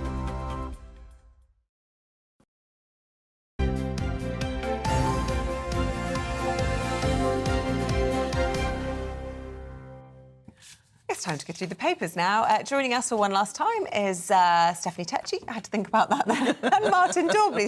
The autocues decided to write nonsense, but luckily I can remember your names. Martin, let's start, shall we, with the Times. And this is talking about... the Mail. You want to start with the Mail? Okay. Mail, Donald Trump. Sorry, I missed all of that. We'll start with Trump. Yeah, so America goes through the midterm polls today, and it's looking like it's going to be a bloodbath for Biden. The spectre of Donald Trump re-emerging is now not only real, but Niall Ferguson in today's Mail is saying he is now confident Trump will be re-elected as the president of the free world. How can they be that sure when, as Greg Swenson from Republicans Abroad was telling us here, you know, people like Ron DeSantis, who, you know, is, you know, not... a slightly worrying character in himself, but he's making his way up. And if Trump declares, it doesn't mean he's going to be the candidate. No, but the numbers are telling, the polling. As Greg said, if the primaries were today, Trump would win. Will DeSantis stand aside? Well, why should he? He should get involved because he wants to show himself off. Even if it's not this time, then he'll be a candidate the next time around. But the fact of the matter is, for all of Trump's manifest failings, he still has that box office charisma and the ability to pull the party together. And not only that, but the Biden administration are going to market, talking about the politics of doom, about anarchy, about fascism. it's Project Fear all over again. I know this as a Brexiteer, whereas Trump is actually saying it's about border control, it's about energy sovereignty, it's about the cost of living crisis, it's about soaring crime. These are real things. He cheated last time. He didn't achieve any of that in his 4-year presidency before, and he did not make America great again. What he did cause was more racial division, more tension. Black Lives Matter did a lot of that too. Well, he did, and he was the person who was kind of spearheading against that. So I don't know why Americans would want that back in their society again. I think it's similar with like when Boris Johnson wanted to come back. People will not focus on the politics, they'll focus more on the character. And what we need right now is good leaders, and Trump is not it. And when you say it's Project Fear, Martin, I mean, quite clearly and evidently, there was a riot on Capitol Hill, the likes of which we've never seen before. Recently, we've had Nancy Pelosi's husband attacked in her own home. There is genuine fear. But there were riots throughout the entire presidential campaign in places like Portland. American cities and towns were burning because of Black Lives Matter protesters, which were called mostly peaceful protests. And there have been political attacks on Republicans too during this campaign. But it's different. It's different when someone, and I know there's an investigation underway, but the accusation is that he incited it by, if nothing else, by refusing to give way in the election. And in the clip in Catherine's report earlier on, he says, oh, yeah, I've run in 2 presidential elections and I've won both times. Yeah, well, that's an absolute lie. Well, you can say that. But the fact of the matter is, you know, if it goes to the public, which it should, because that's really who count. The media have a voice, but the media should not control who stands for office. The media should not control how we vote. The public should decide. And I think... That's what we're saying. The public did decide, and they didn't choose Trump, and he didn't win. And but he's saying he did. That is what the people voted for. This article is looking to the future because America is going to the polls. Look at the polling. You know, Biden is practically senile. Let's be honest. They're so embarrassed of him. They're not even putting him out to the press. He can barely form a coherent sentence, and that is why Ferguson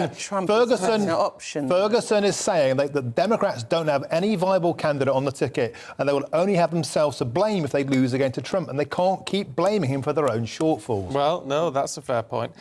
Steph, let's have a look at the Express, should we? And generation isolation. Yes, Onside, a charity, have done research into 5,000 youngsters, and it's revealed at least 1 in 5 children aged between 11, well, teenagers as well, and 18 spend most of their free time on their own. And now, I think this is just looming towards a mental health crisis in the future, because it seems like, you know, with most youth clubs now shut down, and due to the pandemic, most people are spending time on their own, and I don't think that's quite healthy for children at all. No, I mean, it's difficult for anyone, but I think children as well, they need to be learning how to interact with people, don't they? It's a key part of it's a life skill. Definitely, and I think back to my childhood where there was no phones, no social media. You were kind of forced to interact with people and open your eyes to the world in front of you. So I do hope that there is more things done to make children feel part of society again. Yeah, what do you reckon, Martin? I mean, I know it's easy to look at stories like this. I've done it in the past, and I know it's a bit of scaremongering. But actually, it's what they call primary socialisation, isn't it, when you're a child, when you learn these life skills, and one of them is interacting with other people. Yeah, absolutely. And another report in the paper today was talking about the impact of lockdowns on children's development, because, of course, it forced children into isolation and forced, in many senses, their only contact with the outside world was technology, and therefore there's a new bridgeway. But, I mean, all of this, you know, I did that work around pornography addiction, and young lads were getting all their stuff via smartphones then, and the only viable way out of this is to teach critical consumption, because you can't end phones. Phones are a part of our lives now, whether we like it or not. And screen time to be limited. And also, there are great things as well about mobile phones and interconnectivity. My boy plays games with his cousin and has the phone on, and it's not all bad. We shouldn't paint it as all bad, but we do need to be mindful, of course, that it is a way of vulnerable children becoming ensnared in things like self-harm, eating disorders, of course, all and things I think there is this kind of project fear for children as well, because it's like now this fear of spending too much time in your bedroom, but then also being out on the streets. There's issues of knife crime and all the rest of it. So it's like we need to find a happy balance where they can be on the streets.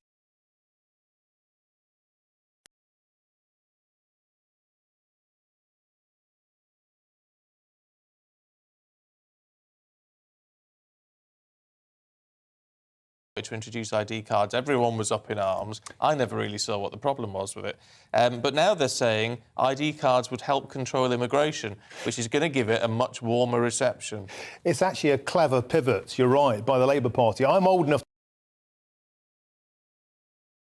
That long? 20 years ago when... We are old, Martin. Exactly, when Tony Blair first put this forward. Again, it's a very different era. This was like a credit card, an ID that way. Now, of course, it'll be very different. The Tony Blair Institute, there's been a biometric, digital ID, vaccine passports, social credit, all your information in one place on a smartphone app. But to dress this up as if people come into the country, we should get them ID'd so we know where they are, so they cannot disappear into the illegal black market, so we can track and trace their movements. It kind of gives it a populist spin that Conservatives will like, and that's why it's clever politics, but we should be very careful what we wish for, because the wolf in sheep's clothing of Blair's biometric Chinese-style ID isn't something I want in Britain. Why? Why not? Because I don't want my freedom restricted by my vaccine status or things like that, because that's what Blair wants. That is what Blair wants, and that is this plan. I agree with that. I feel like it's just ushering in this big brother society, and where there's a will, there's a way. There's such a big black market for whether it's identity cards, passports, and I feel like criminals will just find a way to get through this again. I don't think it'll be something that will be quite valuable to us. It'll be interesting. It'll be a lot cheaper to do because they're going to charge us £60 a card was the figure. But surely, so it's just on your phone now. Surely a better plan is to stop people getting into the country in massive numbers rather than give them a nice ID once they're here. Just a thought. Steph, can we talk about the Spice Girls? I saw this video that David Beckham posted doing the rounds last night, and it was in my head. Jerry celebrated her 50th birthday over the weekend. She postponed it after the Queen died. So the party was back with a bang. There was all the Spice Girls except for Mel B, and David Beckham shared a video of them performing So You'll Be There while they were dancing to it. So there was a mini Spice Girls reunion. All of them minus one. Scary Spice wasn't there. Who's just announced her engagement. Oh, congratulations to her. Yeah, isn't it funny? They've still got that. I mean, they're proper stars, aren't they? Yeah. And I sort of don't know why, but they've just. Look, don't know why. I've never seen footage of them together kicking back really like that. Is she really only 50, Jerry? Yeah, she looks younger than that. Well, no, I was thinking, no, I thought she was older. Oh, Stephen. Well, no, not because of how she... I mean, they all look fantastic. It's just because I'm nearly 50, and I was thinking, I always just thought they were much older than me. Well, they've been around forever. Yeah. Spice Girls back in action. Ah, love them. Apparently, Jerry only wears white. Her entire wardrobe is white, and she will never wear anything unless... Actually, I think you're right there, because I do see her wearing a lot of white all the time. Oh, there you go. We wonder what it is. Martin. Yeah, that kind of virginal look. Yeah. Have we got... Yes, go on, squeeze. I love this one. All right. Go on, finally. We're going to go for a toy boy. Ooh, Cher. So Cher's hit back at her critics because she's introduced her new boyfriend, Alexander Edwards, who's 36 years old. And Cher's saying that, if it was a man with a younger woman, there's never a problem. But as her stepping out with a 36-year-old seems to be a big problem, even though there is a 40-year gap between them. But she says that he treats her like a queen. I bet it's 40 years is a lot, though. Macron's a toy boy, isn't he? And we had Barbara Windsor's widow the other day on the show, and I'm trying to think who else is a toy boy. Kris Kardashian, she's got a toy boy. And I think we are quite critical about age gap relationships, but I think the tide is turning. I think some of them are going the distance now. 40 years, though. 40 years, I mean, that's a cradle snatcher and some. Well, it depends what age it is, because, he's 36, pushing to his 40s, and she's 76, so... There you go. Are you a toy boy? Am I a toy boy? Yeah. No, I'm not. But as far as the age of... Would you like me to be one? No. Right. As far as about the age gap goes, I don't think... I don't care about that anymore. No. But the old thing is, what do you see in the multimillionaire Paul Daniels? What does he see in the multimillionaire shirt? I mean, call me a cynic. But I have a toy boy. He's 6 months younger than me. Oh, I there get you so go. much grief because I'm 40 and he's not.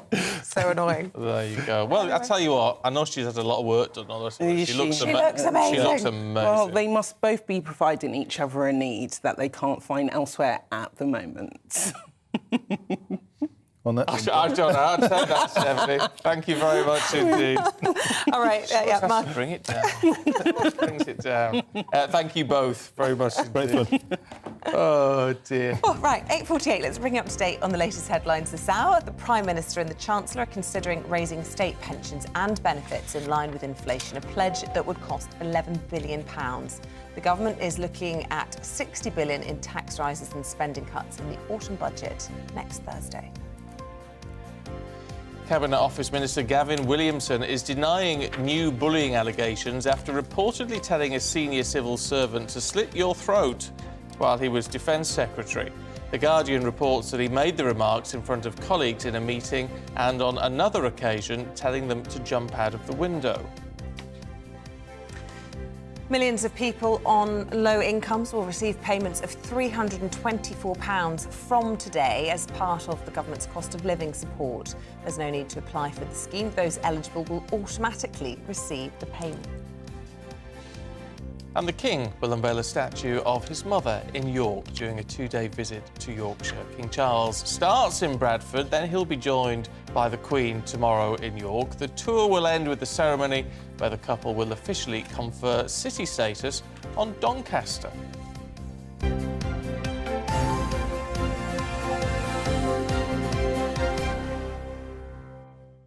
Everywhere's turning into a city at the moment. It's all the rage. It is, just as we're getting bigger and bigger, maybe. Don't know why. Look, after months of The Crown's penultimate season making headlines, the Netflix drama will finally hit our screens tomorrow. Hooray.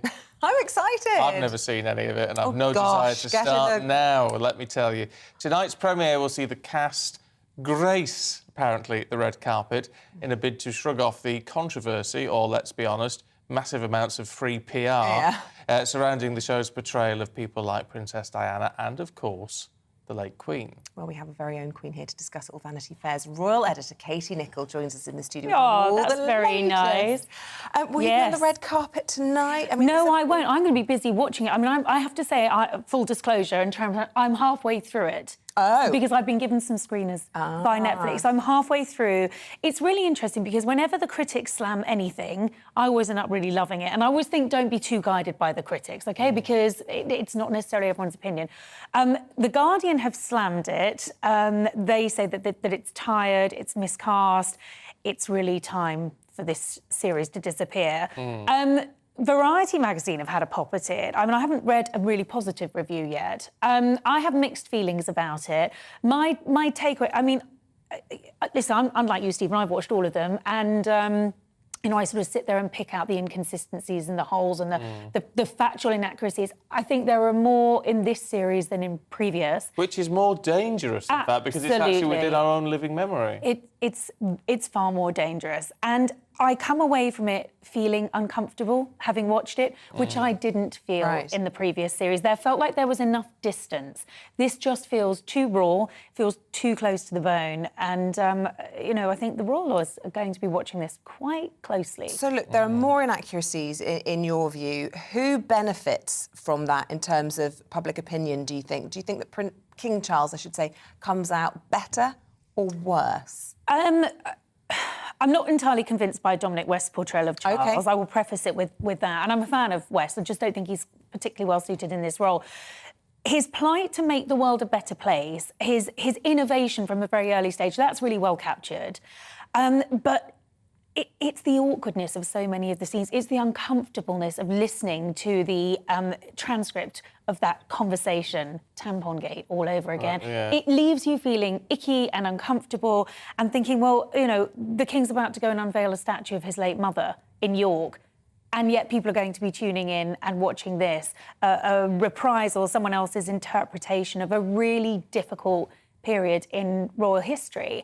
And I think there is a sense that it just feels a little unfair for the King to be starting his reign with this hanging over him. But, you know, it's interesting you say about the casting, though. I mean, Dominic West, I've got to be honest, I'm not overly familiar with him. But, I mean, I love Imelda Staunton And yet, I mean, I heard someone else say to me the other day that she was not particularly well cast in this. Well, she captures the Queen. I mean, they've gone for a sort of an older-looking Queen, and actually, there is a real likeness. I mean, the greatest likeness is Elizabeth Debicki as Diana. I mean, you are constantly double-taking. I mean, she's actually thinner than Diana, which is almost impossible to believe. She's incredibly statuesque, but she is brilliant as Diana. I mean, she's clearly watched video and has made sure that she's done her research.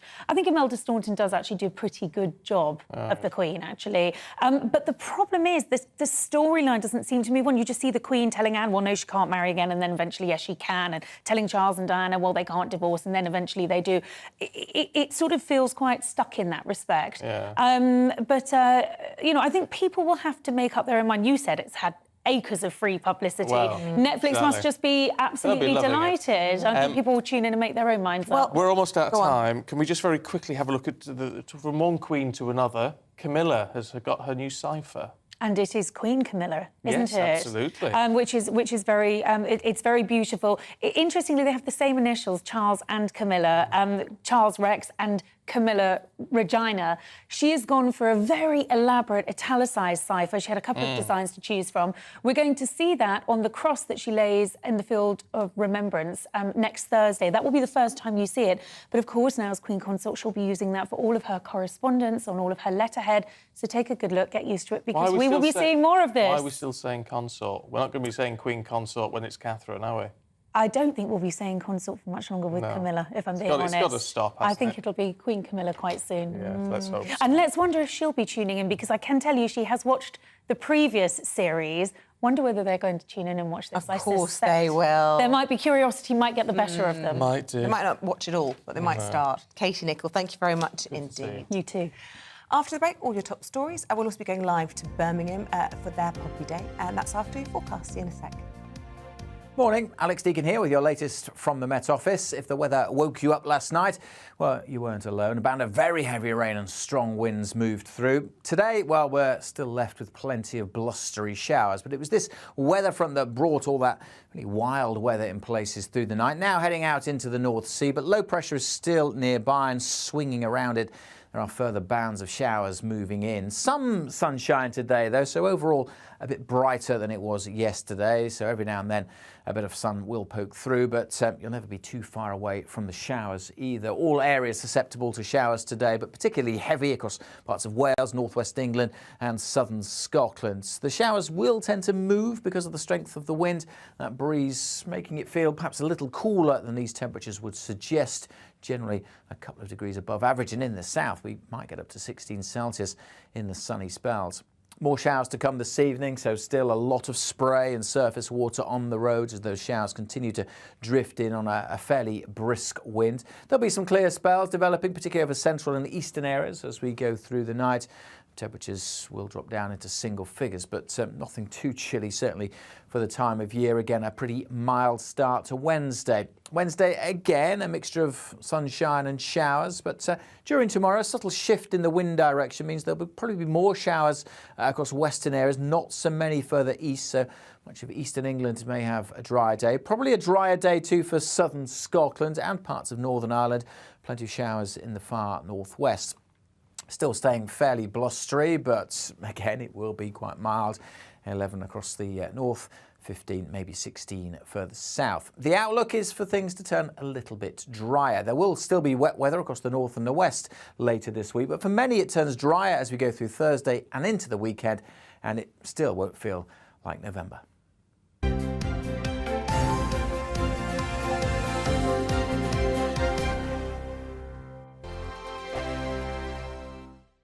Hello there, it's Eamonn Holmes here from Breakfast on GB News. We're not just on your television and your screens, you know. We're on DAB plus digital radio, so you can listen to your favourite shows on the move. If you've not yet listened to GB News Radio, it's very simple. We're on your radio player and TuneIn apps, on your smart speaker, phone or tablet, or online at gbnews.uk. Take us with you wherever you go. GB News Radio. You never have to miss a moment of the People's Channel. Hello, I'm Simon Evans. Join me on GB News for Headliners at 11 p.m, where I'll be joined by two of the country's top comedians as we take a look at tomorrow's newspapers tonight. If it's a big story, we'll be covering it, I guarantee, but we'll also have some fun along the way. That's GB News Headliners at 11 p.m. We won't put you to sleep, unlike some of the other paper review shows out there. So join us, 11 p.m, 7 nights a week. I'm Mark White. As GB News Home and Security Editor, I cover those key issues that are so important to you. Our authorities, our communities doing all they can to combat violent crime. With the public services under unbearable strain, why are we still failing to control our borders? Defence, the first priority of any government, has been continually hollowed out. Can we trust our politicians to protect the armed forces? Join me, Mark White, on GB News. Monday to Thursday on GB News, it's Bev Turner Today from 10 a.m. There's never been a more interesting but also critical time in British politics, and I can't wait to bring you the biggest stories of the day with the best factual accuracy and also a few of my own opinions thrown in. We'll engage in passionate but always polite debate with your thoughts and opinions at the centre of it all. Monday to Thursday, 10 till 12 on TV, on radio and online. Every morning from 6 o'clock, we'll wake you up with GB News Breakfast with all the stories you didn't know from the night before. So whether it's serious news, entertainment, or your own views from all over our great nation, we're here to kick off your day with a smile. And the national media should be reflecting and reporting what's happening here. You will notice the northwestern accents.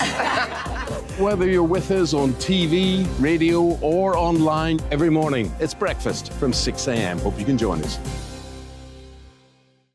Monday to Thursday nights on GB News. At 6, it's Dubes & Co. 7 o'clock, Farage. At 8, join Mark Stein. And at 9, Dan Wootton Tonight, followed by Headliners. On TV, radio and online. This is GB News. On the Mark Stein Show, we cover the stories a lot of people are scared even to mention. The stuff that really matters with some of the world's biggest thinkers. Now is his opportunity to kind of take the steering wheel of history. Break away from the flop at 8 o'clock on GB News with the Mark Stein Show. We are GB News. And we'd like to say thank you To each and every one of you for helping our great nation find its voice. We're absolutely everywhere. Across England, Scotland, Wales and Northern Ireland. On TV, on radio and online. We're proud to be the People's Channel, Britain's news channel.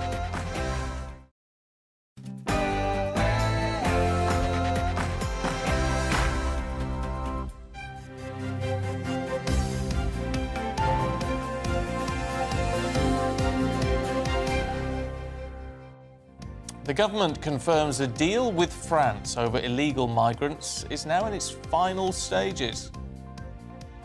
Good morning, it's 9:01 on Tuesday the 8th of November. This is Breakfast on GB News with Isabel. Here's what's making the news for you this morning. Britain and France are close to agreeing a deal worth tens of millions of pounds to stop illegal migrants crossing into the UK. Follows talks between the PM and the French President at COP27. Meanwhile, the Chancellor is reportedly planning to announce that benefits and pensions will rise with inflation when he makes his autumn statement next week. The pledge is forecast to cost around £11 billion. Now, put down your breakfast. We're going to be mucking in with a cleaner from Finland who's become a social media sensation. Oh, lordy. By posting videos of herself tackling some of the world's dirtiest homes.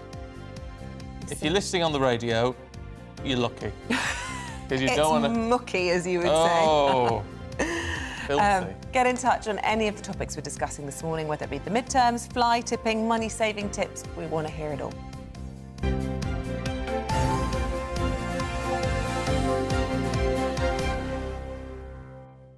Well, let's kick things off with Downing Street confirming that a deal with France over small boat crossings is apparently, hold your breath, in its final stages. Well, the proposed £80 million plan would see an increase in daily patrols of the channel, as well as extra surveillance equipment to detect boats before they enter the water. Now, the news comes after talks between the PM and the French President, and following that meeting, the Prime Minister vowed to grip the challenge of illegal migration and said he had renewed confidence that the two countries could cooperate.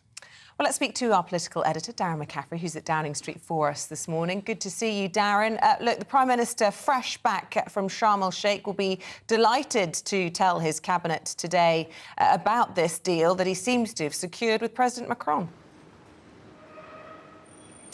Indeed, cabinet meeting very shortly here in Downing Street, Isabel, and you're right in saying the Prime Minister is back from COP in Egypt, the briefest of visits. And yes, I think largely, clearly, the government knows that if they are to try and tackle the English migrant boat crisis, that they are going to have the cooperation of France. Now, this is a slight change in tack where we had, yes, a deal, but quite a hostile deal, it must be said, under Priti Patel when Boris Johnson was Prime Minister. But that really changed, actually, in the last couple of months, both under Liz Truss and now Rishi Sunak, where they've talked about a lot French cooperation, about the fact that the French have stopped 29,000 people from crossing the Channel this year, they reckon. Now, clearly, the government wants that figure to be higher, but it is going to come, frankly, at a cost. It's going to mean tens of millions of pounds more diverted to the French government to try and increase those patrols. But the government's argument is, frankly, given the fact that the vast majority of these people are leaving northern France, the only way, in many regards, to try and prevent these crossings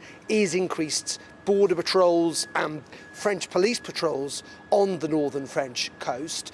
The question is, will this be a better deal, frankly, than the one that the UK has struck in the past? And it is interesting, this follows, of course, that meeting with Emmanuel Macron, the French president, in Sharm el-Sheikh yesterday. But the government also making clear that it has to be part of an EU or Europe-wide approach to all of this, because Rishi Sunak did meet briefly with Olaf Scholz, the German Prime Minister, and also with Ursula von der Leyen, the EU Commission President. But he did say yesterday, Rishi Sunak, that we are going to get more details in the coming weeks as these conversations happen amongst our teams. But I'm actually leaving Egypt with a renewed sense of confidence and optimism that working together with the European partners, we can make a difference and we can grip this challenge of illegal migration and stop people coming here illegally. I mean, we're frankly going to have to see that. I mean, it is rhetoric we've heard time and time again from previous governments. Will this simply be enough? The other big political story today in town as the Cabinet's meeting is what's happening with Gavin Williamson.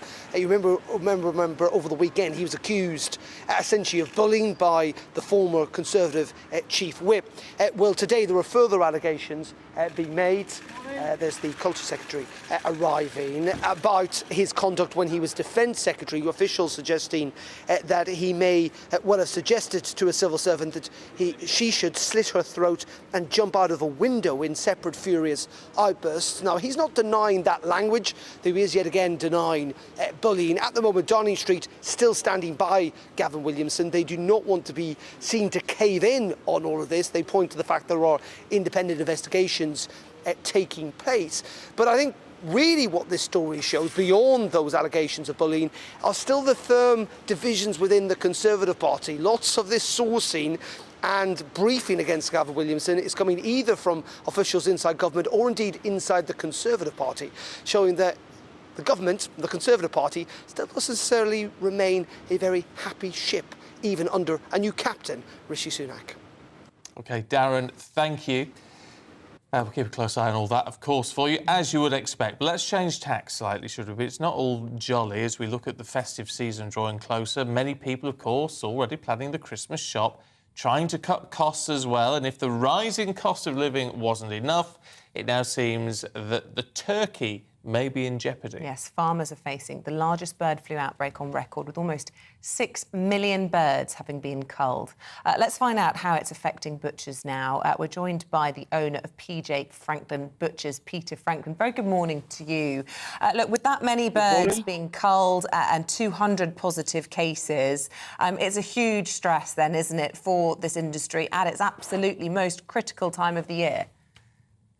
It is, yes. I'm quite worried this year, but I've been speaking to a couple of suppliers today, and they're in the mind of just take as many orders as you can. We will get them. Wherever they come from, we'll get the turkeys. What's going to happen to the price? Today, I'm a bit upbeat. Yesterday, I was a bit down, thinking, oh, what's going to happen, what's going to happen? We can only get certain sizes. Now, we all know what's going on, but you know, all we know is what we hear from you and what we read in the papers, virtually. Yeah. But then speaking to someone has got connections at Smithfield Market, and he's very positive that we will get everything that we want in London, maybe. Yeah, well, in London, yeah. Well, I mean, what's all that mean in terms of the prices they're talking about? Oh, yeah, the prices have gone up considerably. I've put mine up at the moment about 15% on the ones I'm guaranteed that I've got. The wholesale prices have gone up nearly 25-30%. But they're not restricted. You know, I don't think they're going to be restricted now. Like last week, I was thinking everything's going to be restricted. We can only have a certain amount. But speaking to other suppliers today, I can go ahead and take turkey orders in confidence, knowing that I'm going to get them and supply my customers. What does a butcher have for his Christmas dinner? Would you say to people, look, don't worry if you can't get hold of a turkey, there are other things out there? Yeah, I mean, one of my customers, he said, well, I'll make it easy for you. If I haven't got a turkey, I'll have a rib of beef. And if I can't get any gammon, I'll have a leg of lamb. He said, I'm easy. But there is lots of stuff out there, you know, alternative. But at the moment, today is like an upbeat day that whatever we can get virtually whatever we want. Tomorrow it may all change. We don't know. But Peter, what do you think of Eileen, one of our viewers and listeners? She doesn't like turkey, so they don't eat it. So this year she's having venison for Christmas dinner and wild boar on Boxing Day. What do you think? Marvellous, yeah, marvellous. Oh, yes, well, it's great. Well, I'll tell you what, Eileen, you get the butcher's thumbs up for that one, so that's got to be a good sign. Peter, really good to talk to you this morning. I hope things stay positive for you. Thanks very much indeed. Yeah, we're thinking of you all in the industry. Thank you. Just tell that lady to get a wallet out and a checkbook out, because wild boar and venison is very expensive at Christmas. All right. Well, she'll be listening to you. She'll be listening. You're talking about £50 a kilo.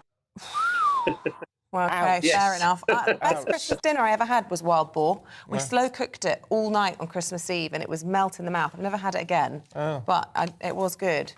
But I didn't know it cost that much, crikey. We're going to take a break. After that, we'll be talking about cleaning. Hooray! Yes, we've got a cleaning influencer from Finland. She cleans people's houses for free, but films it for millions of her followers. So excited. Morning, Alex Deacon here with your latest from the Met Office. If the weather woke you up last night, well, you weren't alone. A band of very heavy rain and strong winds moved through. Today, well, we're still left with plenty of blustery showers, but it was this weather front that brought all that really wild weather in places through the night. Now heading out into the North Sea, but low pressure is still nearby and swinging around it. There are further bands of showers moving in. Some sunshine today, though, so overall a bit brighter than it was yesterday. So every now and then a bit of sun will poke through, but you'll never be too far away from the showers either. All areas susceptible to showers today, but particularly heavy across parts of Wales, northwest England and southern Scotland. The showers will tend to move because of the strength of the wind. That breeze making it feel perhaps a little cooler than these temperatures would suggest. Generally a couple of degrees above average, and in the south we might get up to 16 Celsius in the sunny spells. More showers to come this evening, so still a lot of spray and surface water on the roads as those showers continue to drift in on a fairly brisk wind. There'll be some clear spells developing, particularly over central and eastern areas as we go through the night. Temperatures will drop down into single figures, but nothing too chilly, certainly for the time of year. Again, a pretty mild start to Wednesday. Wednesday, again, a mixture of sunshine and showers, but during tomorrow, a subtle shift in the wind direction means there'll probably be more showers across western areas, not so many further east, so much of eastern England may have a dry day. Probably a drier day too for southern Scotland and parts of Northern Ireland. Plenty of showers in the far northwest. Still staying fairly blustery, but again, it will be quite mild. 11 across the north, 15, maybe 16 further south. The outlook is for things to turn a little bit drier. There will still be wet weather across the north and the west later this week, but for many it turns drier as we go through Thursday and into the weekend, and it still won't feel like November.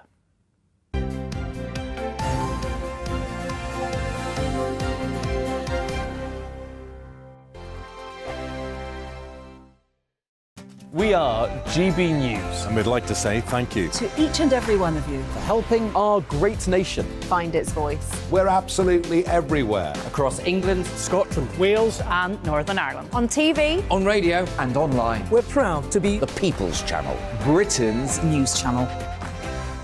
Hello, I'm Michelle Dewberry and you can join me every weekday 6 till 7 on Jubes and Kerr. Me and my panel will get stuck right into the day's events and I can tell you, in fact, I can warn you, expect some robust debate, some strong opinions and perspectives from both sides of the fence. It's about you at home as well. I love to read out all of your comments, or at least as many as I can. So join me, Michelle Dewberry, Monday to Friday, 6 till 7 on Jubes and Kerr.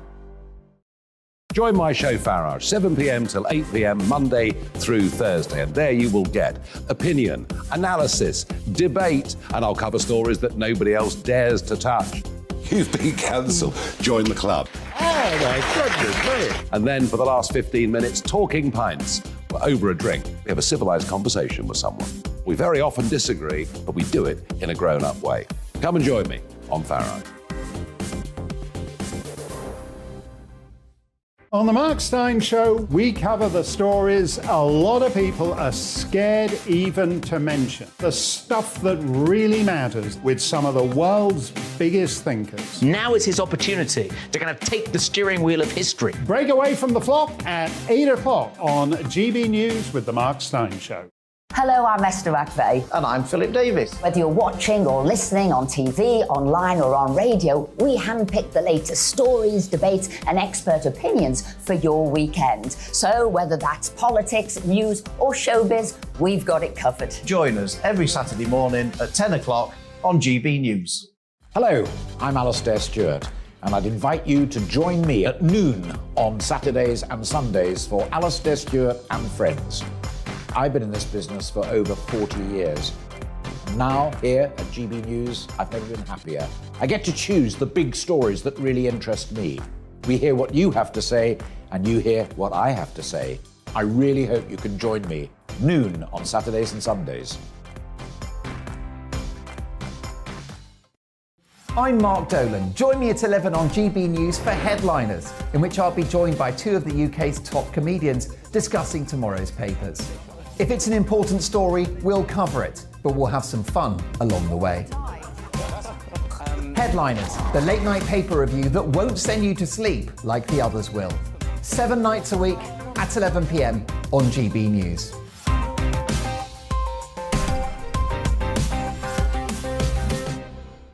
Hi there, it's Stephen and Anne. At breakfast from 6 a.m, you'll always be caught up with everything you need to know, the latest headlines, opinions and debates. We'll bring you the good news and the bad, but most of all, we're here for you. Remember, send in your views and let us know what you would like us to talk about. That's because we're your news channel. And every morning at 6 a.m, it's breakfast on GB News.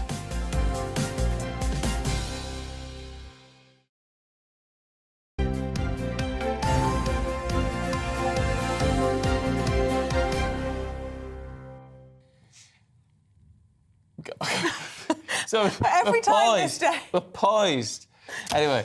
We should just explain, just before people think I've lost the plot. It's my talk back yesterday just cut out at this time. So we preempted it, got myself a new pack, and this one's worse than the other one. So I don't know what's going on. It's terrible. You Cut take us everything. away. Anyway, it's 9:16. Good evening. Today is Birmingham Poppy Day, a fundraising collection day in aid of the Poppy Appeal for the Royal British Legion, of course. Our reporter, Jack Carson, is there for us this morning with all the details. Morning to you, Jack. What's going on there today?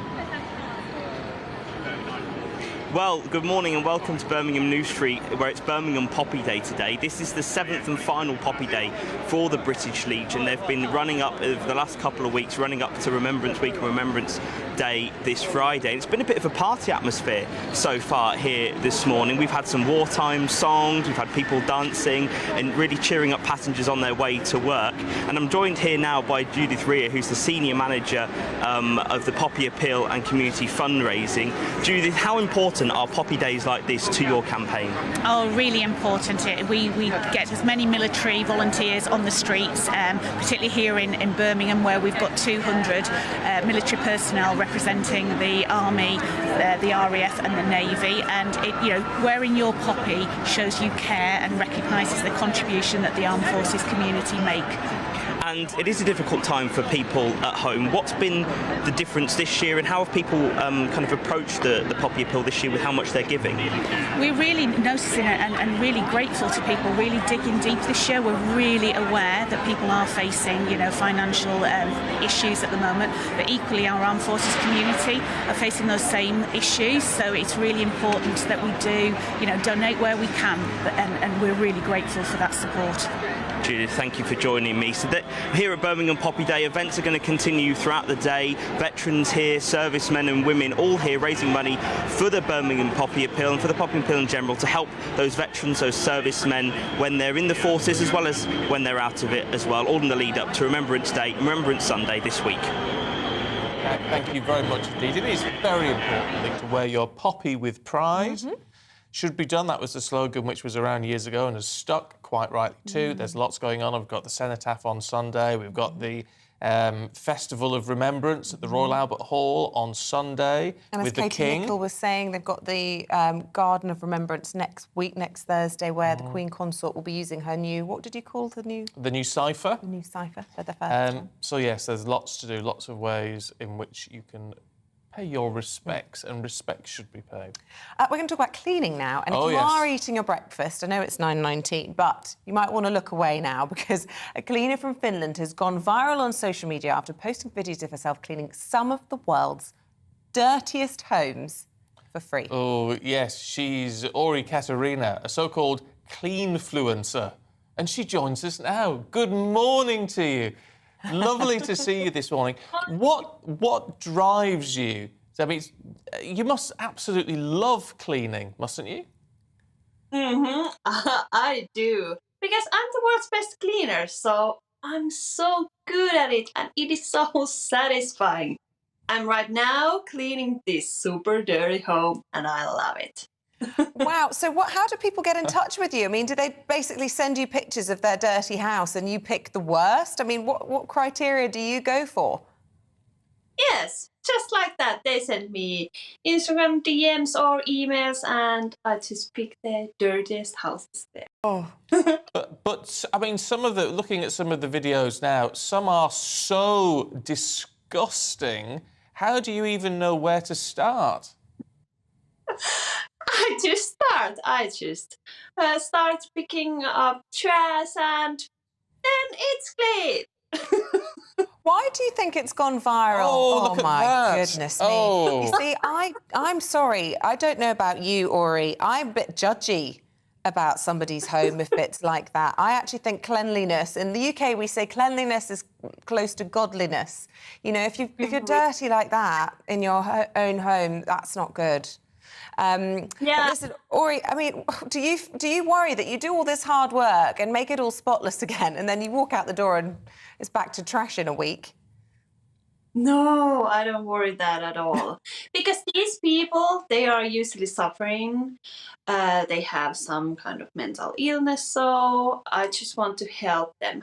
And for me, the cleaning part is like eating a hamburger. And when the house is clean, I have eaten the hamburger and the plate is empty. I don't care what the restaurant does with the plate, right? So it's the same thing. So I'm just helping them and they can do whatever they want after that. Why do you think your videos are so popular? Why do you think people want to see a house being cleaned? I think it's because of the satisfaction, because it is so satisfying to see.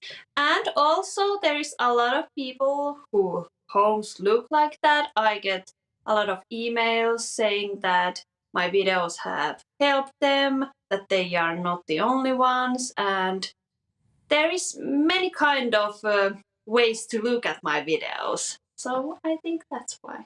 Do you think because cleaning is fun.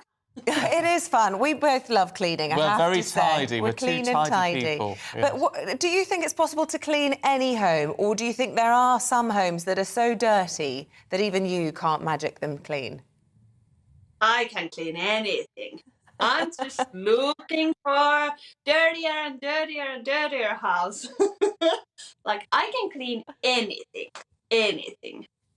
Wow. When you look at some of these houses that you go into, how long does it take? I mean, does it take several days? Yes. Usually it takes like 2 days, sometimes 4, but basically, usually it's 2 days. Not that bad. 2 days, 12 hours, and total 24 hours, and then it's done. Well, keep up the good work. My goodness me, it's just horrible to think of all these dirty homes festering. You are an inspiration. You are. Ori Katerina, thank you very much indeed. Really good to see you. If you want to come round my house, you'd be very welcome to clean all day long. I think you'd be disappointed.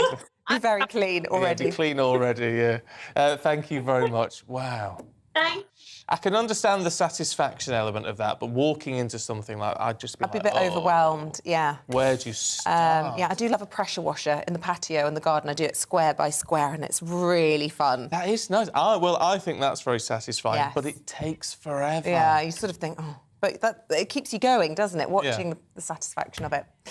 We've got to go. That's it from us. We've been having lots of fun this morning. You've got a couple of days off. Well earned. I have. 2 days off. I'm back on Friday. And I'll be back tomorrow with Ellie Costello. Up next, it's Tom Harwood with The Briefing. Morning, Alex Deacon here with your latest from the Met Office. If the weather woke you up last night, well, you weren't alone. A band of very heavy rain and strong winds moved through. Today, well, we're still left with plenty of blustery showers, but it was this weather front that brought all that really wild weather in places through the night. Now heading out into the North Sea, but low pressure is still nearby and swinging around it. There are further bands of showers moving in. Some sunshine today, though, so overall a bit brighter than it was yesterday. So every now and then a bit of sun will poke through, but you'll never be too far away from the showers either. All areas susceptible to showers today, but particularly heavy across parts of Wales, northwest England and southern Scotland. The showers will tend to move because of the strength of the wind. That breeze making it feel perhaps a little cooler than these temperatures would suggest. Generally a couple of degrees above average, and in the south we might get up to 16 Celsius in the sunny spells. More showers to come this evening, so still a lot of spray and surface water on the roads as those showers continue to drift in on a fairly brisk wind. There'll be some clear spells developing, particularly over central and eastern areas as we go through the night. Temperatures will drop down into single figures, but nothing too chilly, certainly for the time of year. Again, a pretty mild start to Wednesday. Wednesday, again, a mixture of sunshine and showers, but during tomorrow, a subtle shift in the wind direction means there'll probably be more showers across western areas, not so many further east, so much of eastern England may have a dry day. Probably a drier day too for southern Scotland and parts of Northern Ireland. Plenty of showers in the far northwest. Still staying fairly blustery, but again, it will be quite mild. 11 across the north, 15, maybe 16 further south. The outlook is for things to turn a little bit drier. There will still be wet weather across the north and the west later this week, but for many it turns drier as we go through Thursday and into the weekend, and it still won't feel like November. Monday to Thursday on GB News, it's Bev Turner Today from 10 a.m.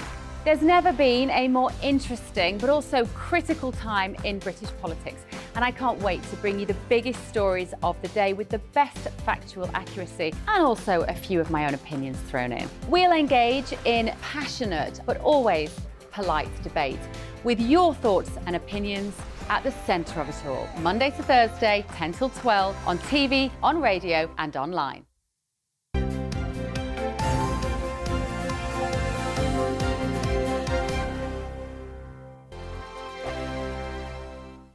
We are GB News, and we'd like to say thank you to each and every one of you for bringing us your conversations, for helping our great nation find its voice. We are here for you on radio, television, and online, across England, Scotland, Wales, and Northern Ireland. It's not the BBC, you actually get your facts right. We are proud to be GB News, the People's Channel, Britain's news channel. I'm Dan Wootton. Join me Monday to Thursday from 9 to 11 for the feistiest and most fun news debate on TV, where free speech reigns. I'll bring you a sharp take on the day's biggest stories, bombshell newsmaker interviews, and A-list guests. And I guarantee you, no spin, no bias, no censorship, and no reason to go to bed. That's Dan Wootton Tonight, Monday to Thursdays from 9 on GB News.